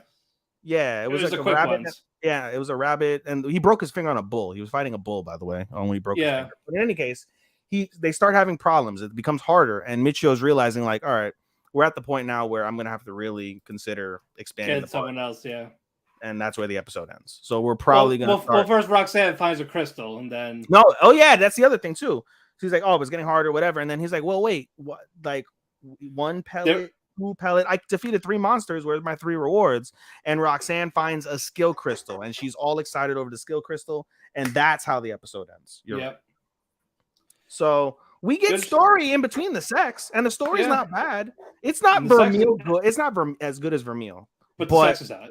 The sex is super hot, bro. I mean, he face fucked her and fucking jizzed in her throat, and you get to see that. And you hear the gurglings. Yeah, you hear the. Yes. Good shit. Good shit. We're making great progress. We're only an hour 21 in. We should do this. Why don't we fucking do this more often like this? Because you like to talk. I mean, goddamn it. It's like Bachamini. You talk too much. You never shut up. I am the table. Exactly. Speaking of stuff that is actually surprisingly good, Rent a Girlfriend. I'm going to put this on the record. This is the best episode the show has ever produced thus far. Truly. Definitely one of them, yes. Truly for me. The best episode. It was still cringe, but it was solid. It was tame. It was tame cringe, and everything you got was solid. And we start off with a super hot makeout session. Yeah, Labyrinth will censor it, but not this. No. What? You broke up. You muted. You muted. All right, hold on. Let me edit. I gotta go back. Fuck me. God damn it. Mike Yeti. Son of a bitch. I went 2 episodes without fucking up my mic. You know that? I know. And then they're like, let's change it, pal. I know. Let's talk good about Rent a Girlfriend. Fuck.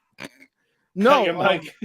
No, I was telling Sean this, and that as we mentioned, we just basically see a hardcore makeout session with Ruka and what's his name? And Kazuya. And Kazuya's taken aback, and what's it called? And Ruka, who's not drunk at all, she hasn't been drinking, but she just lets herself go and is just making out with him. And and then she stops herself. Yeah, when they start asking, where's Kazuya? They stop. But no, what I was gonna say is you really see in this moment, like I felt the most that I've ever felt for both characters, because for the first time in that moment, they really felt like a couple. Not felt like it because it was basically he forgot about Chizuru for a moment. He was shocked because he didn't know what to do, but he was also enjoying the kiss. But more from Ruka's side, the amount of love and passion in that makeout that she performed, like it was visible. It was truly visible. You can get that perspective by watching her and the way that they animated that. It was of the utmost passion. And I could think of relationships that I've been in where you've had that passionate moment with your lover, and it really hits home with the amount of love and desire that she feels for this fucking weirdo, right? Yeah, you don't understand. for some reason, she's just so goddamn infatuated with him. But that was the most loving moment this show has ever produced between Kazuya and a woman, by far. And that definitely set it apart immediately for me before we even got to the cliffhangers and everything. Yeah, and then when she eventually broke the cast, she said, "I don't want to lose." Yeah, basically, she's like, I regret nothing, and I don't want to lose. And that was good shit, pal. Vince McMahon. And then Good shit, we get, bitch. Oh. and then we get to cringe when Kazuya gets back. Yes. And then it's basically Granny Nagami. She's drunk. She's drunk. She gives Chizuru a gift, and it's a ring, her old ring, Her old wedding ring. engagement ring. Yep. Yes. And they're like, And no, then, you can't take it. You can't take it. You can't take it. No, I can't take it. We can't. No. And then Ruka glares at Kazuya, like grabbing him from underneath the table, like. And Kazuya, for the first time, found his balls. He found his balls. Yeah, he was about to say, you know what? I can't do this anymore. I can't do this to her, especially in front of grandma. Yes. This has to end. And yes. As soon as he was about to, Chizuru gets a phone call. And it's the hospital. Yep, and it's Grandma Sayuri. Like, she's not doing well. So she lost consciousness. She lost consciousness, and she's like, "You got to come to the hospital right now." She's freaking out. Everyone's like, "Go!" Kazuya and realizes like what Sayuri Obacha said. Don't leave her alone. So Nagami and Kazuya come, and you find out Sayuri's fine. Yeah, so they go to the hospital. They leave poor Ruka alone, but Ruka, we find out later, understands the circumstance. Yeah, it was a family emergency. Yeah, it's a family emergency. It's real. So they get to the hospital, and Sayuri Obachan's like, "Just kidding," and they're like, "What the fuck? We left." Everybody. That Nagami is talking to her. Yeah, all friendly. But then it's not all good. Basically, the doctor. Yeah, she's putting on an act. The doctor calls Chizuru to the office and like, listen, like, she's not doing well. Like. Let's be honest. She came. Like, we had to pull her twice. She's getting worse. She doesn't have much time, and you can't tell based off the way she's acting. But she's, like you said, she's putting up a good front, and it bothers Chizuru a little bit. And Kazuya, unaware, he's gonna go get something for the grandmas, and sees Chizuru in the hallway. And they have this conversation, and Chizuru is very honest and says, "My grandma's not doing well. She's not gonna make it much longer." And Kazuya is like, "Listen, with everything going on, let's kill this. I don't want your grandma to die knowing this was fake." And then Chizuru, of all people, said, "No, we're not going to end this now, because I'm not going to tell my grandma on her deathbed that we've been lying to her. If she's going to die, I want her to know she's going to be alone." Yeah, she's like, if she's going to die, I want her to know that, like, I want her to keep her happiness, that she thinks that I'm happy." And it's very noble when she does that. But I mean, bro, this was it. This was it. Yeah, something she wanted. And Mizuhara is the one that said no. It's because that's also bad, because she's dragging Kazi along and she doesn't know shit about what happened with Ruka. And now, that makes, and then that sucks Kazuya in. But the episode ends. Yeah, the episode ends. We get a really sweet moment with Nagami and Chizuru, and then Nagami says, like, I know Sayuri's not doing well. Yeah. And the ring, I want you to have it, not just because of Kazuya. If you want to wear it. But she's like, I know that you have no family. If you ever need money, pawn it. I understand. You got to do what you got to do to survive. And they go. Yeah, like she really cares. She really does. And so her and Kazuya go home, and they part ways, whatever. And Kazuya begins to just think about everything that's gone on. And the episode ends with Chizuru in the shower. And before it ends, let me there's one more scene after that, but basically that part ends with Chizuru in the shower, and she's all sorts of flustered. She's flustered about Kazuya. She's flustered about her grandma. She doesn't know what to do. Like, her feelings are in 1,000 places. And the episode finally ends basically with Ruka and Kazuya on a date. And Ruka's like, "Hey, yeah, I understand what happened. It's all good. It's a family situation. I'm glad that, her grandma's doing well, blah, blah, blah, blah, blah." And she's like, "Listen, I'm going to call a truce. like between us, like, huh? And they were like, you know, like given the circumstances, whatever, like, you know, it's fine. It's whatever. And then the episode ends with her saying, like, well, we kissed, so we can kiss now whenever we want to, right? And she's like, no.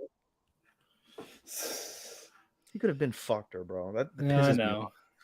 Ruka's one of the, he probably could have fucked her right there if there wasn't company over. you know, I honestly, felt like he really would have caved in. maybe. You know something? With how passionate it was and how he returned it, yeah, she Yeah. definitely could have had him pinned down and got it right there. Basically. And you know what? I'm gonna go right now and say that what's it called? I feel that Ruka at this stage is in the Rem and Yui stage. Yep. She's in that class. You know, great girl, gonna get rejected. And that sucks. Did you see the after credit for this? And it's gonna be upsetting. Did you see the after credit for this? Yeah. Yeah. So the after credit, there's an after credit scene, and it's Sumi. And Sumi counts down Kazuya's birthday, and she's all excited. Yosh! Like, I mean, she's ready. And then the preview for the next episode is her and Kazuya go on a date. Yeah, we get a second Sumi episode. Yay. We must protect Sumi-chan at all costs. Exactly. Yes. We know we're gonna pick her, but we know she ain't winning. It's just more of that good friend. She's so cute. Yeah, but he acts so much more mature when with her. Yeah, because it's a natural vibe. It's Yeah. so natural with her. Anyway, good stuff, though. This is the best episode they produced ever, in my opinion. Yes. Thus All far. right, now speaking of the disappointing episode, Engaged Kiss. Episode. Oh, I wouldn't say it disappointing. It was just, it was all over. They crammed way too much, and it's like they're trying to wrap it up way too quick. And just it was all over the place, bro. It's like, what story are you doing for this one episode? And it's like, why? And basically, Shu is almost a vegetable. He's starting to forget Ayano's name. He forgot his father, of all people. Yeah. We find out later, so spoiler alert, he fucking doesn't even know his own mother and fucking shoots the shit out of her with zero hesitation. Yeah, and fucking Sharon and Kisara are fighting again.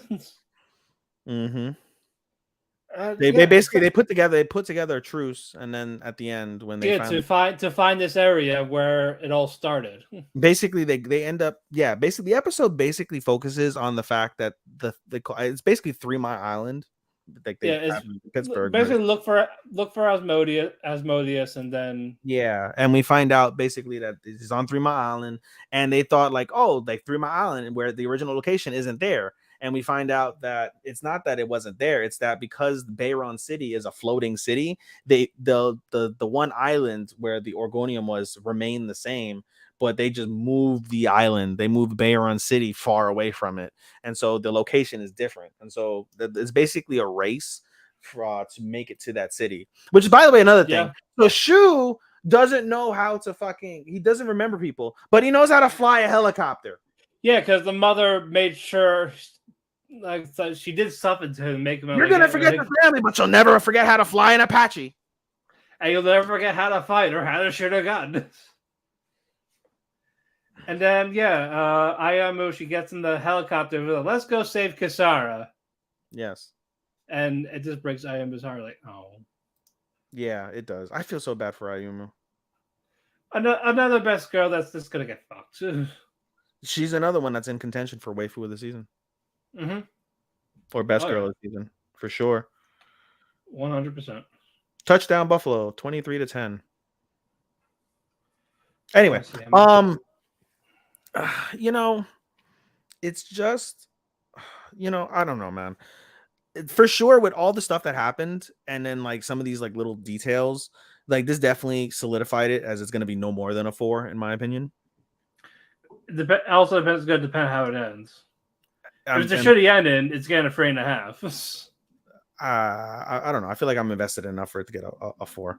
It's closer to me. I can't justify it being a 3 as compared to a 4. I just can't. I know for a fact I can't justify it as a 5 now. Right. So for me, it's but in any case, this ends with Kisara being stabbed by Amadeus, who is Shu's sister. Yeah, because we thought it was the mother for a second, and No, it's it's the Shu's sister. sister, and that's who they're gonna have to fight. And the fact, and yeah, it's got to the point where she says, "All right, take every last bit of my memory." And I felt, I really did feel bad for Kisara there because she was like, "Take all my memories. I don't care. This is the And she final doesn't battle." want it. And she's like, "No, I don't want you to." And she basically listened to Ayano because Ayano was the one that said, "How could you want to be with a man? How can you love a man that's like a vegetable?" And she's like, as long as Shu obtains his objective, it doesn't matter.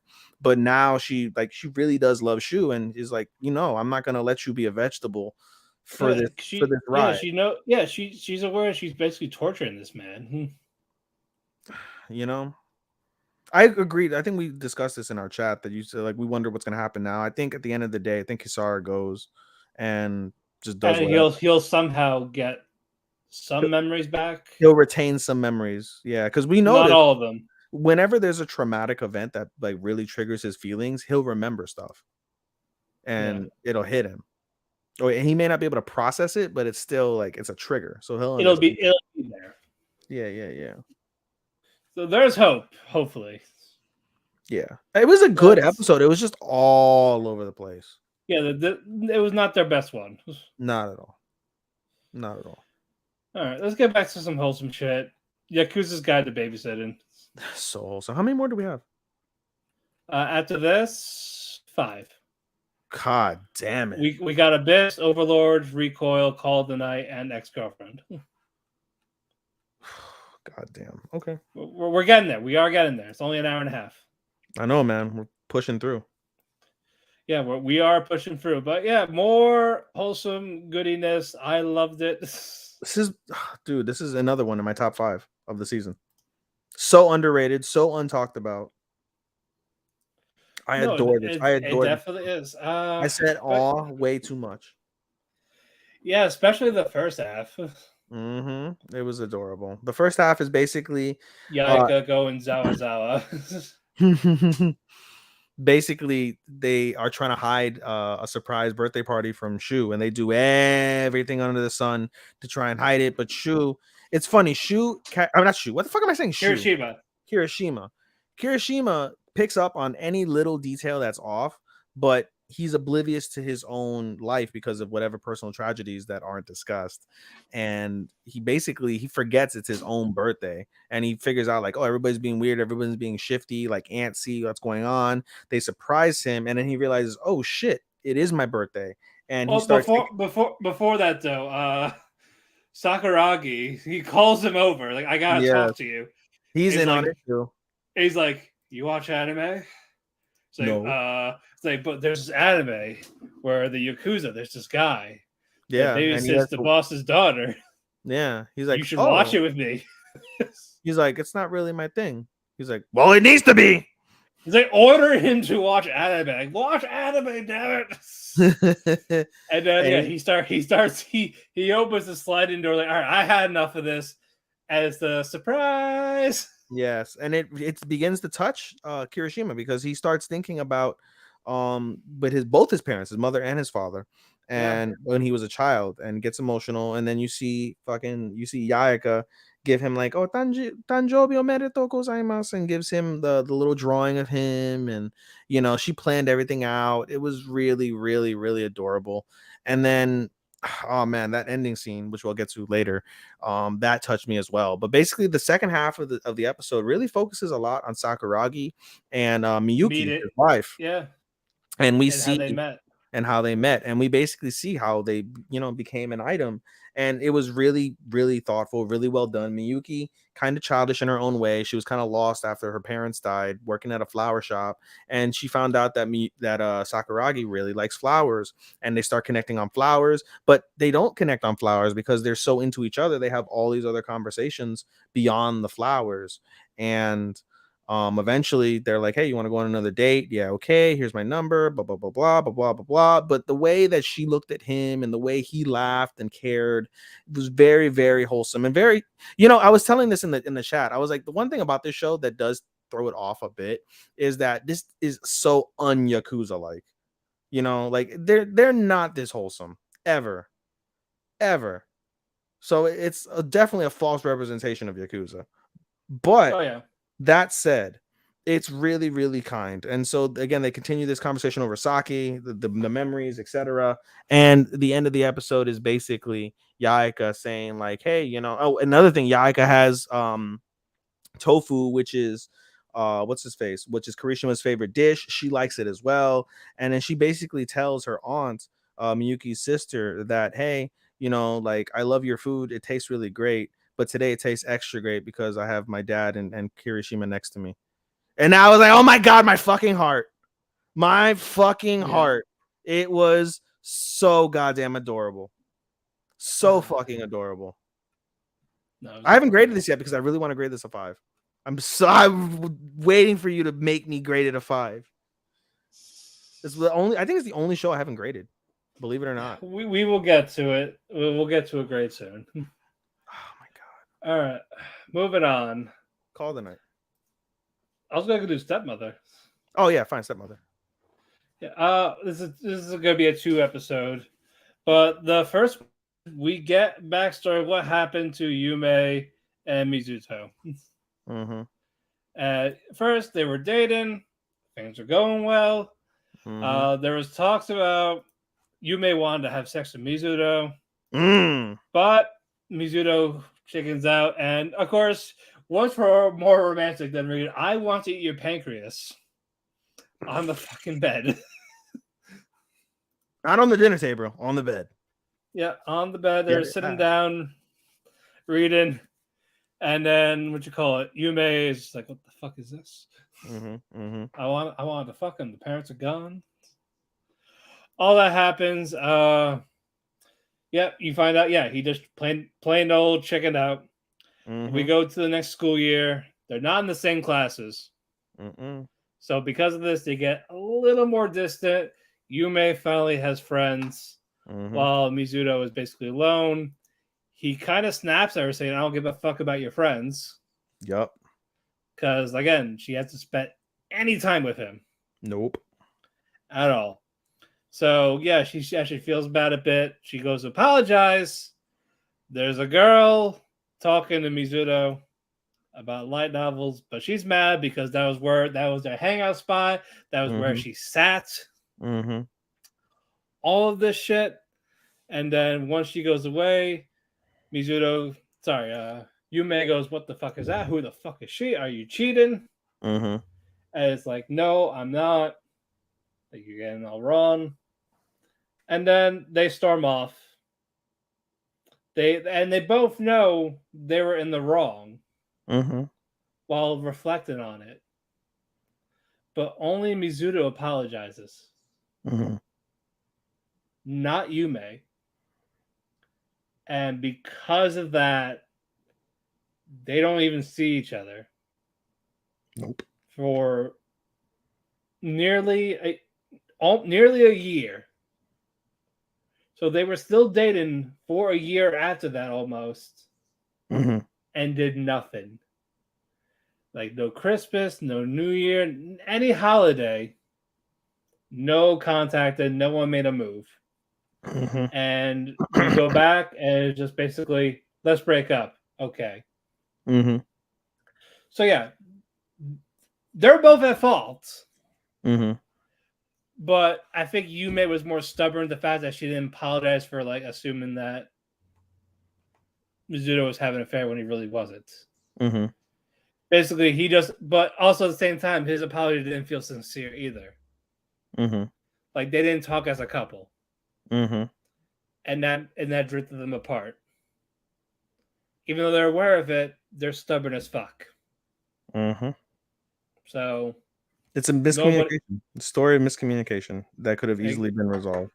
It definitely could have been. It definitely could have been resolved. He should have explained it better, and she should have apologized. That is it. Yeah, but no one did anything. It wouldn't have changed the fact that even if they would have stayed together, they would have had to break up because their families by fate got together. That doesn't change. At the end of the day, but the relationship would have been better even as just friends or something like that. As they are now, I don't think that their reasoning for breaking up is the exact reason why they act the way that they act. As we come to find out in the next episode that we'll talk about, they really more they just aren't accepting of those circumstances, and they do feel that sense of unfinished business amongst each other, and so And they no one's don't doing anything about it to they each don't other. act the way that they act because of that. I feel they act the way that they act because There's still of feelings there. there's still feelings there, but because of those feelings, they don't act that way. If that makes any sense at all. Yeah, I said they don't know how to approach it. This is a mechanism. Like this is like that's all they can do. There's an invisible wall between them, and they haven't figured out how to make it visible. How to break it, yeah. And how to break it, yeah. No doubt. Also, shout out to Higashira for Cake of the Week. I'm sorry, it was Cake of the Week. I'm sorry. Damn, another touchdown. Wow. 31-10. Holy shit, they're kicking the shit out of the champs. All right, anyway, sorry. Yeah. All right, we move on to the next episode. Yes, like I said, again, Cake of the Week, Higashira for sure. But what you call it? Yume and Mizuto are talking a little more normally. I have to find out. Oh yeah, I wanted to have sex with you. I came here willing to make the memory of a lifetime. And he's like, "What? Like you?" Yeah. So that was another miscommunication. But yeah, now they're talking a little more normally. Not like go jump off a cliff. Right. And then the parents say, "Oh, you guys are acting like a couple. It's so cute." Mm-hmm. Anyway, we're going out to this thing. Where's your baby suit? You don't have a baby suit. Why are you hiding your bodies? All this. So basically, it's like, all right, Mizuto, go take Yume shopping. And yeah, she gets this swimsuit, and she's like, "What do you think?" It's like a seductive type pose, almost like not intentionally. Mm-hmm. Now Mizuto is finally like all flustered.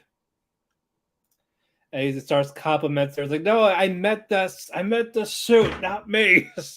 Mm-hmm. And then eventually it turns out like she's gonna buy it. So a cute little funny moment.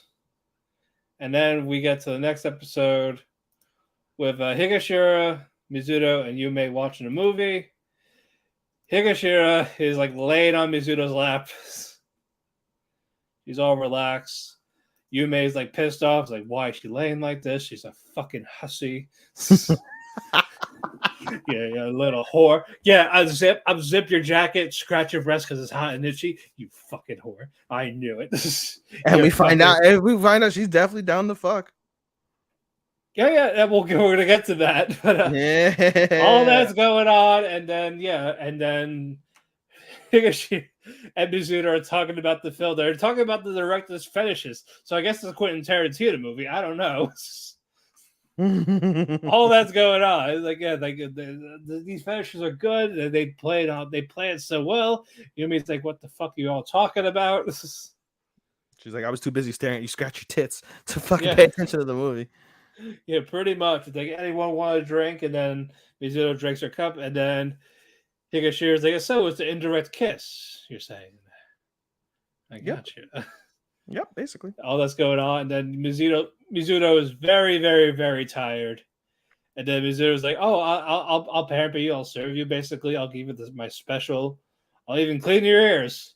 And for then free. Mizuto's, for free. And then Mizuto's like, no thanks, lays on it. Yume's lap.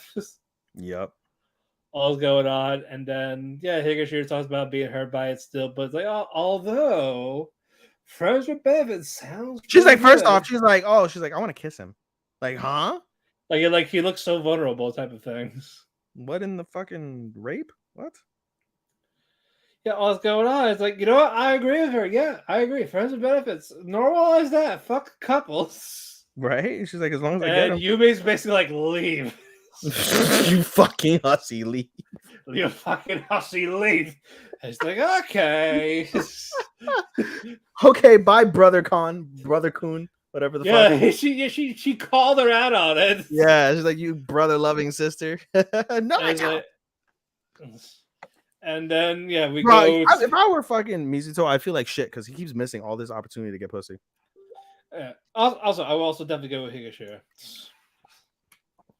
What? No doubt. Bro, she's so open with her sexuality. She's like, "Yep, I masturbate thoughts of you. I'll make sure I masturbate before I see you, so I don't get horny." Yeah. So around you. the trick is get rejected because no matter what happens, you can get all the benefits without the dating. Right? It's better that way. Even with fucking Subaru, he's fucking taking care of a comatose Rem. Yeah, right. And he talks about how much he loves her, but not in that way still. Well, he does, but like Instead of leaving the vegetable to die, you're like, nope, we must save the vegetable. Protect the vegetable at all costs. yeah, like she's also near and dear to my heart. Like as much as Amelia, even though I love Amelia in that sense. Mm-hmm. Yeah, but we go to the next day. The mother is talking to Yume. Say, so Mizuto and Higashira, they're nice, right? Yep. Say, she's a nice girl and all this. Why can't you get a boyfriend? And she storms off into the bedroom, and it's like I only want Mizuto, and she said it out loud. She didn't think it; she said it out loud. She's like, why did I say that out loud? And she's embarrassed in the episode. Yep, that was where the episode ended. So nice 2 set of episodes. So, like, what do you think is gonna happen? You think it's gonna be like a forbidden love? They're gonna, get together in secret. So it's like, it's not gonna be sex. Mom, Dad. You think? I know you guys love each other very much. Could you break the fuck up so I can fuck him again? Thanks, bro. That's so wild. That'd be terrible. That would be a terrible. Fuck your parents' happiness. Let us have this no chromo/chromo relationship. I feel like they're gonna just. I can't say they're gonna get together in secret. Like I feel like I think they're just gonna get closure. I think so. I think they'll get closure. I think they'll kiss. I think they'll kiss. They'll share that one final moment, and then that's it. And Higashira is still fucking rejected and horny. Unless Yume convinces him to go to her. That'd be interesting. Yeah, like after the unfinished business, I think that would be it. Yeah. I wanted them together, but hearing that from the other side of the wall. Yeah. Oni-chan. All right, moving on. Call the Night. Another fucking banger. It is. Fucking Seri starts going to Ko, and all of a sudden, V-Trigger by Nazuna. Like, and it was fucking flawless. Kenny Omega couldn't have hit that better. If it was no 5 slapping, full on connect. I mean, he hit fucking Okada with some without thigh slapping that smacked. Yeah, but like full on broken jaw. Yup, spit flying. Oh my god! And then Nazuna's like, "Oh yeah, no, like I ain't trusting you with Ko, my Ko, mine." Oh that shit. Boku no Kokunu. What else happened in this? The episode basically focuses on a stalker that Seri befriended. That Seri, basically has. So Seri has groups of men, and they all want to be with her, but she's like, I'm boring, whatever. But she obviously takes an interest to Ko. And after the fight and the V-Trigger, Sarah goes on her way, but you could tell like something's off with her, and so Ko asks what's her face? Nazuna to like, hey, can I spend time with her for tonight? Like, all right, fine, whatever, do you. So they basically hang out and they have the conversation and talk about the stalker, they talk about karaoke, things like that over karaoke. And we see the stalker that she's been talking about show up to karaoke, and Sarah is not having it. Sarah's like, and she wants to kill him, like full on, like he has to die. Yep. Straight up, he's gonna die. And so you're like, move out the way, I'm gonna kill him. Like, no, you can't do that. No, you can't do that. Whatever. Ko's like, no. Right. And so basically they run into an alley, and they kind of have, amongst the three of them, they kind of have like this moment amongst each other where it's like, also the guy's name is Akihito. Yeah, Akihito. So we find that Akihito is basically confused with his feelings over her, like, but he genuinely does love her, and he he doesn't know how to process it. And Sarah, who basically wanted to make him an offspring, but then got like, turned off by him, like realized like, hey, like he's more than just some offspring. Like I actually do enjoy spending time with him a lot. And Like, that's why she can't. and that's why, yeah, we can't be together because I'm a fucking vampire. We can't be friends. But then she basically uses Nazuna and Ko as an example. Like, this is what we could be, but this is what we can't be. But, they kind of have this like, Because she thinks she can't love anyone. yeah. And so she has it's more of, she like, even if she wanted to turn to vampire, yeah, she emotionally will not let it happen, yeah. regardless. Damn, another interception. That's wild. Wow. Holy shit. But all that's going on, but eventually she slowly comes around. Yeah, and at the end of the day, like they have this moment amongst each other, and they're just like, "Hey, like let's be friends." And then Akihito is like, I'll be your concubine, whatever the fuck. I'll be your child, whatever the fuck he says." Yes. So Sarah bites him, and I was a little disappointed because I was expecting some grand fucking like thing that happens. Like he grows fangs, he starts writhing in pain, and then feels nothing. Like it's so like nothing. And like she sucks his blood for a long ass time. And the only thing you notice is they go back in to play karaoke, and fucking he's like, "Oh, I don't need my glasses anymore." He's like, "Oh shit, I can see." And that was the only subtle thing. So that was a little bit of a disappointment. But regardless, it was super solid. A nice one. Yeah, no doubt. All right. Should we get to like Chorus? How much? What do we have left? Like Horus, 3. Overlord, And Abyss. No, let's do Abyss. I'm sorry, not Abyss. Let's do Overlord, and then we'll close. Yeah. Like we always do. Yeah. All right. Oh man, we got a fucking character wrong. Yep, we sure did. And it's like, damn. Lord Farquaad isn't a piece of shit. No, like he seems like it, but no, he really cares about his kingdom and the people. He cared about his kingdom. He cared about the people. He cared about his position.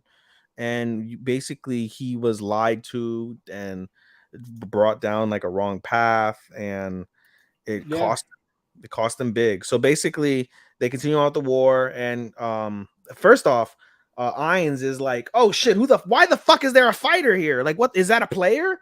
What the fuck?" And then, but he hides it. Like, that's exactly what I wanted. And they're like, "Oh, let's go destroy the village." Yeah, let's go destroy the village. No, I don't want to destroy the village. No. He's like, "I actually want to destroy the kingdom." All right, well, if that's what you want, let's go destroy the kingdom. Yes, we're going to destroy the kingdom. So they go, they get everything prepared. Meanwhile, we see Lord Farquaad. What's his name officially? His official name? Yeah, his official name. It's like Varquanish Co. or some shit like that. Let me Varquan Co. It's not Farquaad. It's like it's something with a V, if I remember correctly. I'm trying to find him. Oh man, where the fuck is he? Zanuck. Or Vysev. Vysev. Vysev. Vysev. Okay, so Vysev. So Vysev, he talks to his sister, who is the conniving cunt. You have to say cunt, Sean. She's a cunt. Yeah, Renner, fuck her, right in the pussy. First name Renner and first name Zanuck for the guy. Okay. If we're gonna talk about them together, yeah. Okay. So his name is Renner. She's Renner. She's Renner. She's Renner. He's Zanuck. He's Vysev. Yeah. I'm gonna call him Vysev because I remember Vysev. Okay. So Vysev speaks to Renner, Princess Renner, and is like, "What would you do?" Like, "Oh, I would do this, whatever the fuck." And then she's like, "Oh, how did we not recognize these people? Like, oh, this is where Raven killed." And he's a very popular person throughout the seasons. Raven killed Marcus Raven. He basically was kind of working in secret with. Was he working on purpose with the kingdom, or was it on accident? He was duped into working with them. I think accidental. It's accidental. So yeah. They basically think that he basically was what's it called, treasoning against the kingdom. But they're like, like we have no choice. We have to defend the kingdom with all we have, and that's what we're gonna do. And they're like, hey, and the sister is like, Renner is like, hey man, like you're actually a pretty good king. And he's like, he's like, I'm worthless on the battlefield, but I'm king. I have to show up. It's what I do. And so I'm there to the end. And so he is there to the end, and he decides to make audience with Ainz, and they have a conversation in the middle of the battlefield. It's a nice conversation. It is a nice conversation. He's like, why must you slay my people? Is there not any other way? And what do you want? What do you want? He's like, well, there probably is another way, but this is what I want to do. And he's like, well, what do I want? He's like, it's complicated and it's not. I just want happiness. And he's like, you can't achieve happiness any other way. He's like, no, but you should understand that I want to achieve happiness for your people. For my people, for those who I cherish most. Wouldn't you? And he's like, you got a point. But they have a nice civil conversation about things, and he's like, Ainz is like, I like you. How do you want to die? And he's like, well, I'm not gonna die, but if I'm gonna die, make it as painful as possible. He's like, I like you. He's like, I will kill you as gracefully and smooth as possible. And he says, one more thing. Who has the hero's sword right now? Because he really wants that sword. Yeah. And he says, oh, Brain has it. Brain Ungloss. I love his name. Brain Ungloss. Yeah. Poor Sounds guy. Cool when you say that. I know. Like, poor guy. Poor fucking Brain. He's next. He's just next. He needs more brain. He needs more brain before he dies. But no, you figured you would see him more beforehand. He'll probably be in season 5. Unless they kill him. We'll see. But no, so he returns back to his tent. Vysev returns back to his tent, and a mutiny happens. And he's like, rather than like there was no special plan, he's like, nope. He's like, you guys want to come after me? Come after me, bro. And he pulls a sword out. His right hand man pulls his sword out. He's willing to die for the kingdom right now. Let's put it on the line. And then we see and he does die. We see a convoy of nobles coming from the kingdom, and they're like, here's his head. Please save us. That's what we want. And he's like, and the king, or Ainz Ol-Gol, is disappointed. He's not happy. He's not happy. He gives the severed head to who did he give it to? To Mara or Aura? Or did he give it to Albedo? Albedo. He gave it to Albedo, and he said, bury him with honor. And they said, where is his armor? And they're like, oh, it's back in the tent. Okay. And they're like, oh, what do you want for this reward? And he's like, oh, please save us. Please save our family. All these selfish motherfuckers. Please save us. Please save our family. He's like, very well. He's like, you've earned that. Come, we'll take you over to crazy ass name. I forget his name. Which one? The general in Nazarick, where he's sending them to. It's like a crazy scientist that's going to experiment on him, basically. Basically, he's taking them to the crazy scientist that's going to experiment. Sending them to die. And he basically said, Ainz Ol-Gol looks at, I think it's Mara, right? Or was it Aura? It was Aura. Looks at Aura, and it said, don't kill them unless they beg to die. Okay. Yeah. And then he grabs Aura forcefully and said, even if they beg to die, make sure it's slow and painful. Yeah, and you're like, okay. He killed the guy. He killed the guy he liked. Yeah, he killed the guy. He didn't get to kill him at his own hands.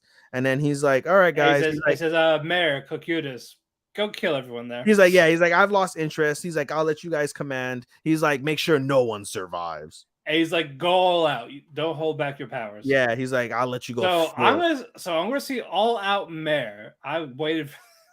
Yeah, bro. He holds back a lot, so we get to see what he can do. We get to, what's going to, in the preview, you said Cocutus fights. I think he fights Brain. Yeah, no, he's going to fight Brain. He's going to lose the Brain. Or he kills Brain. I don't think so. I think Brain, I'm going to call it right now, Brain kills Cocutus. I'm going the opposite. I don't see them dying. That's the thing. I don't see them dying. I'll bet you a shot on the air. All right. All right. You heard it. You heard it on Talk to Keki. 2 hours, 3 minutes, and 7 seconds in. 2 more to go. Good shit, bro. But I will say he will use the sword better. Brain. I think he's gonna win. I was like, he has to, but at the same time, I don't see him dying. I don't see Cocutus dying though. Who's to say he dies specifically to Brain? I'm saying like if either Cocutus is going to lose or Brain is going to die. I say Brain dies. I say Cocutus loses. Alrighty, we'll go with that. That's our bets. That's our bet. A shot on the air. A shot on the air. Drink of our choice. Yes. All right. Now moving on. Co-main. Lycoris. Like horrors. This was sad. This sealed it for me as a 5 anime. Sealed it. Poor Sealed, Mika. Like, sealed it. Yeah. Poor Miko is right. he's probably gonna be best supporting male for me. It's hard to think of any others, right? No, like he's such a good guy. You get his character and all this. He really And there's still more to learn about him at the same time. he really treats Chisato like a daughter, and it's a nice moment between them. Very nice. As basically everything as the raid happens on Majima's supposed like hideout. Yeah, basically his plan is basically have everyone have guns. Yep. Not everyone as in like all of his people, everyone as in the fucking Civilian. population of Japan, of Tokyo. Like basically call out Lycoris to make them kill each other, even the police. Yeah, bro. Like It basically he put on the crazy pedestrian cheat code from GTA. And this is what we're getting. That's literally what he's doing right now. It's wild, dude. And so he's also pissed off. We see earlier in the episode he interrogates Alan. We'll call him Alan. Yoshi-san. We'll call he him interrogates Yoshi-san, and he basically says like, "Oh, like is this like your organization?" He's like, "Oh, whatever." Like they go back and forth, and he's like, "Listen," he's like, "Once we're done taking out the Lycoris, I'm going after Alan next. I'm going after the Institute next because you guys are fucking dicks. What you guys did." He has the nurse who fucked up Chisato. And he actually kind of feels bad. He likes Chisato. And he's like, "Oh, you guys just killed fucking Chisato. Like, good job, motherfuckers. Like, I'm going after your fucking people now because you did that." And meanwhile, as this whole operation is happening, they're trying to locate where Majima is specifically, blah, blah, blah, blah.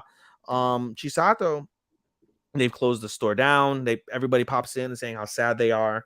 And it's just Chisato and Mika. And she's trying to convince them to keep the shop open for them. yeah. And so Mika's like, "Come with me." And they go to a box, and it's a long box. And Mika's like, or not Mika, what's her face? Chisato's like, "Oh, it's a weapon." And he's like, "No, it's not a weapon." And they open it, and it's a kimono. Yeah. And so she puts the kimono on. She's all happy. She looks gorgeous. Mika tells her she looks gorgeous, takes a picture. And then Chisato decides to bring up Yoshi. And they have a really like he thought basically he thought it would be fair to tell the truth about and so Mika tells her the entire truth of what the gun meant, what her life was supposed to be basically like, why her life is ending now. And and Mika is devastated by this. Like he feels that he's failed her. He begins to cry. And it's a really emotional moment between a father, and it really is a father and a daughter caught up in a fucked up circumstance. And basically Chisato says, "You guys are my fathers. I'm not going to hold any ill will or a grudge or anything of the sort against you guys. I love you both, and that it is what it is." So meanwhile, as they're having this nice moment amongst each other, chaos is ensuing at the opening of the new tower that they have. Majima basically is about to tell the world about Lycoris. She's activated the crazy cheat code, like Matt said, where everybody in the fucking population has guns, and they are eventually able to get 2 phone calls. Yeah, we get 2 phone calls. The first one is the commander of the Lycoris, DA, for Chisato, and then the other one, it was from Majima. Yep. It's like, "Hey, don't do anything, or I'm gonna kill him." While the other end is basically saying, "This is your mission." And by him, it's Yoshi. Pronouns, pal. Yeah. Pronouns, pal. But basically, "I'm gonna kill Yoshi if you try to stop me." And the other end is like, "Please stop them. This is your mission. You can actually save everyone, like you wanted." Yep. And so basically, this is gonna wear out her heart. No, well, that's the goal, is to wear out her heart. But basically, Mika tells her like, what she's like, "What should I do?" And Mika's like, "Let the Lycoris handle the tower. They'll be more than fine to handle the tower. Let's go save Yoshi. Let's go save my man." Is basically what he said. Oh God. And so, don't tell me he's gonna die on the way there. He might, and that might be his vindication, which would be wild. But anyway, they basically empty out the the vault, the armory, and Yep. they are going to battle, the two of them. Yep, we got 2 more episodes of that. We also forgot that Mizuki and Kurumi basically fled the country. Yeah, they because Kurumi can't. She can't stay in the country. Yeah, And because Mizuki is basically gonna dating go. and shit. She's gonna go get drunk and fuck a hot guy in Italy, I think, or Germany. Go fuck a hot guy in Yeah, Germany. and then Takeda was basically trying to find Alan through Majima, and Maji's like, I don't care about you. Fuck off. Basically, but she helped in a way because the commander was struggling for time while they were trying to find Majima's location, and because he asked her those questions and trying like she broke rank to ask the Yeah, question. she's like without even realizing. Yeah, but she bought him the time. Yeah, but no, very good episode. super solid episode. And like I said, this episode for me sealed it as a 5 anime. Now, speaking of another 5, Made in Abyss. It should be a 6. God damn it! I want to break our scale. Break the Meltzer scale. These 2 episodes again. Fantastic. Dark. More and more. We learn more of Fapita. Mm-hmm. And we get backstory on Reg finally. Mm-hmm. But before all of that, though, Reg talks to Fapita, and she's like, "Oh yeah, I need one of your limbs," and she like rips like ear and arm. Yup. All this like I'll take out more limbs if it means you could do the promise with me.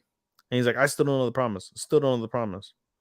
And then he eventually gets it. Mm-hmm. It's just more of break the wall for her to enter. And she can destroy the village. And he does. Yeah, before that though, basically he goes back to the village, and we see that fucking prophet. What's that guy? Wazoo. Wakuzan. Wazoo-kan. Yeah. Yeah, fucking Wazoo there. And fucking takes a velo. Yeah, right. And then there's another guardian there. It's causing rampage. And then Velo's like, why does he look like the person that basically abused me? They took it off of memory.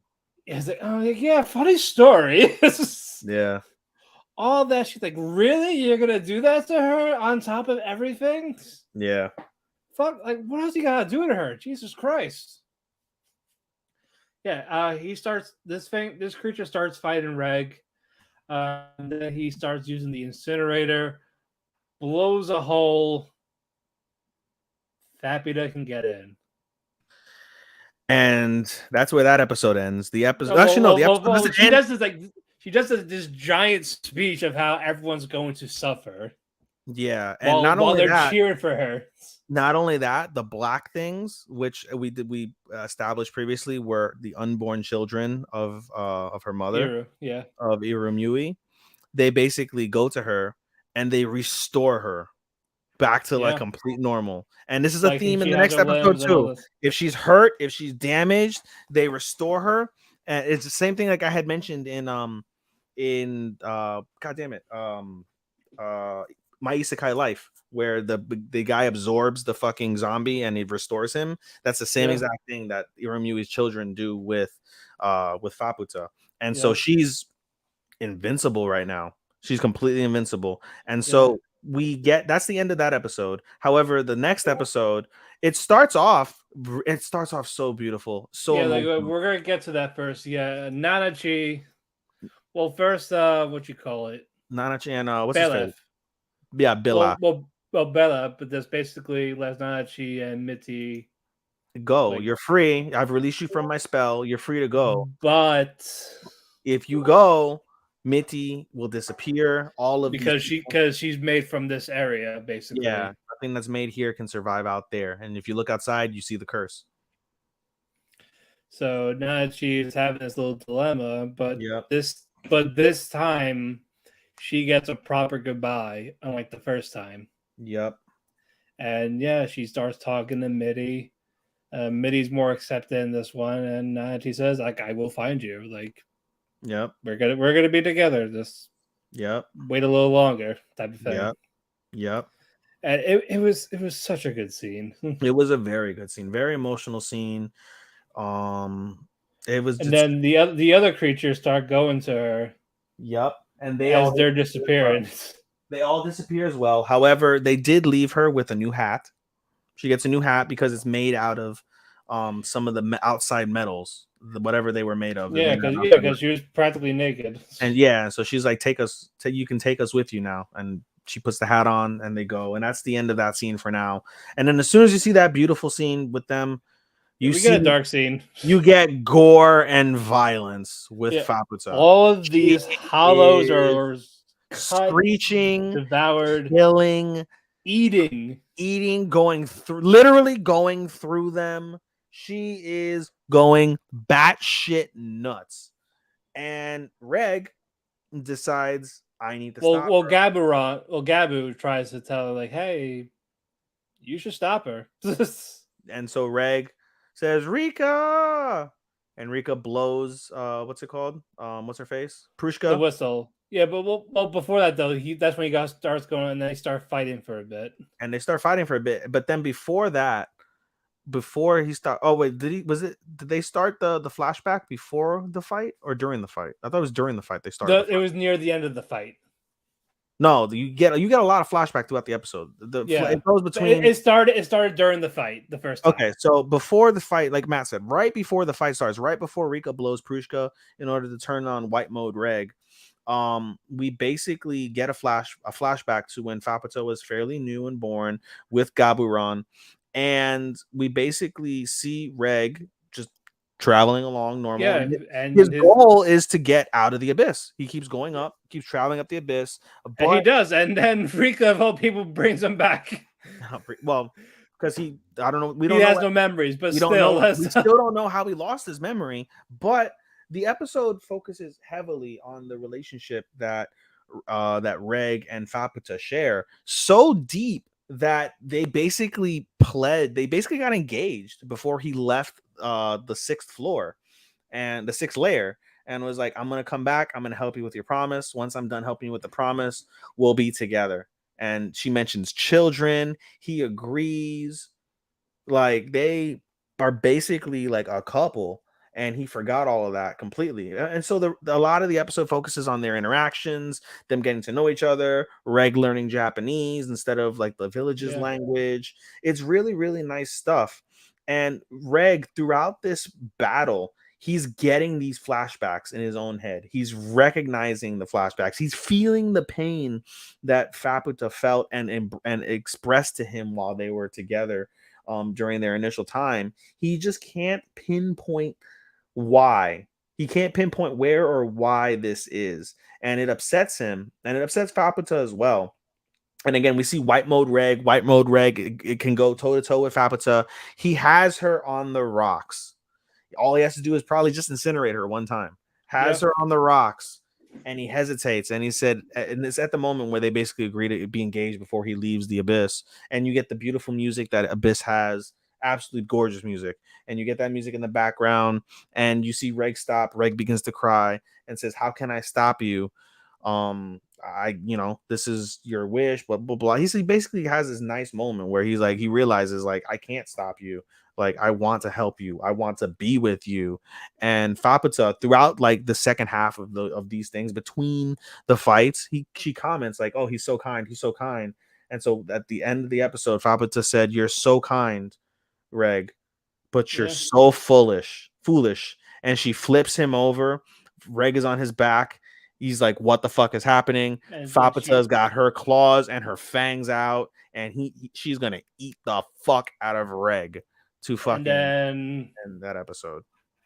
And then cliffhanger.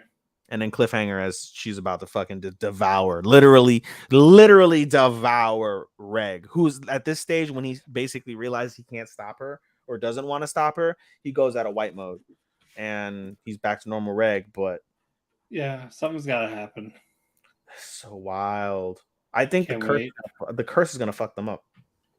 Maybe. I don't know. It's gonna fuck them up. Well, the curse won't fuck up Faputa, but and it doesn't fuck up Reg either. Curse is gonna fuck them up. Yeah, fuck. Yeah, another great episode. Emotional, gory. It's so good.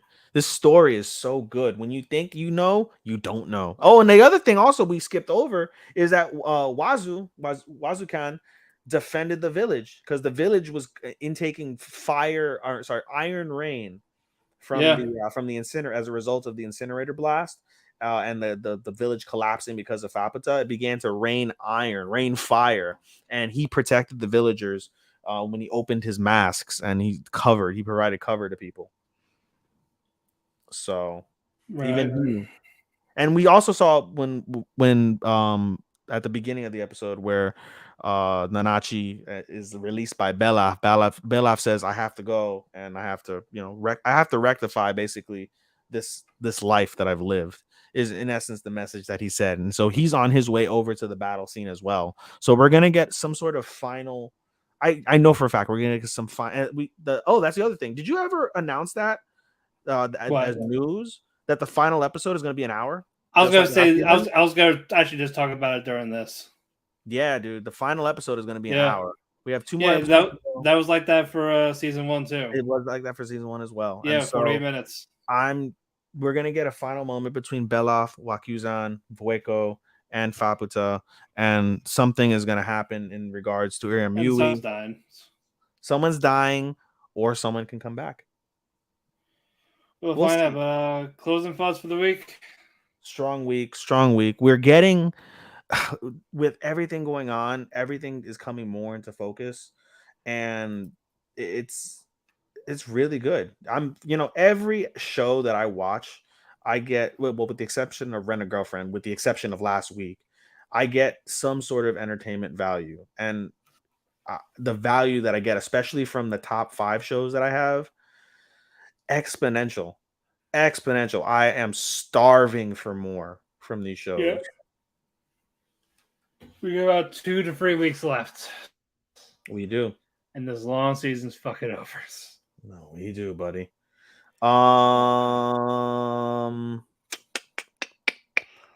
Yeah, dude. We did. Hey, we did a good job. We're at under 2.5 hours. It's been a while since we hit that.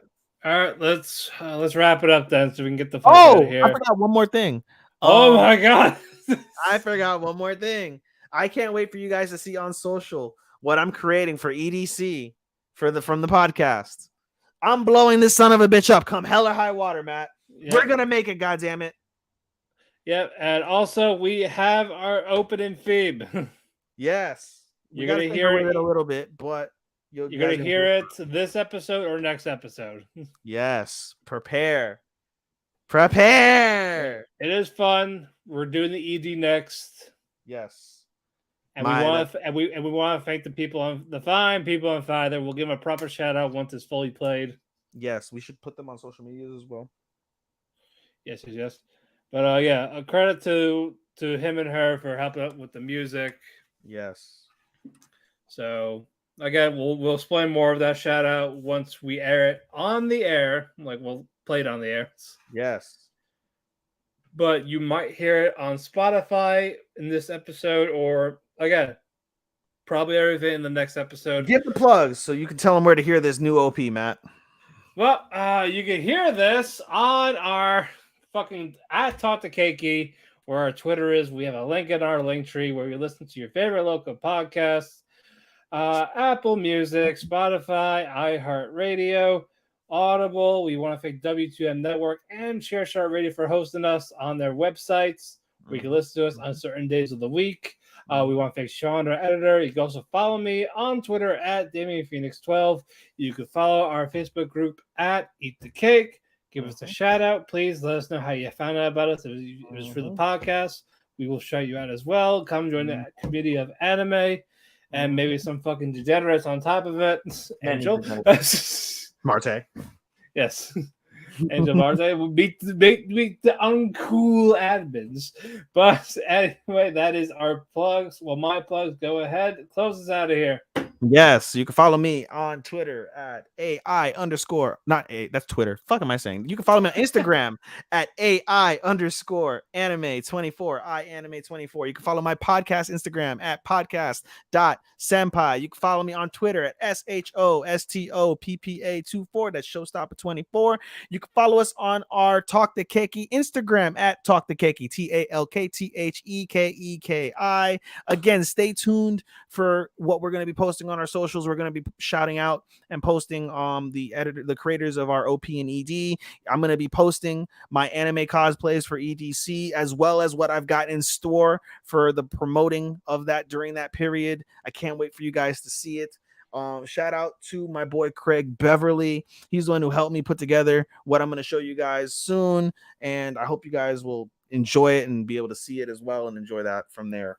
Any other shot? Again, as Matt said, we have link trees in all of our socials where you can follow our Talk to Keki information. Twitter, Instagram. Or you can follow our personal endeavors on there. Shout out to my boy Andy at the MMA for Marks podcast. We are coming back shortly. We are definitely coming back shortly. We're coming back courtesy of Sean on the W2M network. I cannot wait. We're going to be rebranding MMA for Marks because we want to do it different since we're going to be under Sean's banner. So I can't wait to talk MMA, talk combat sports. It's my other love besides anime. I can't wait to talk about that with my boy Andy. You guys are in for a wild ride where we talk about funny gay shit with Matt and I. With Andy, he will be high as a kite and we will be definitely fucking wild. So look forward to that. Let's go home, Matt. Alrighty. Till then, we'll see you next week. Arigato, and atsufaku, and sayonara. Sayonara, minasan!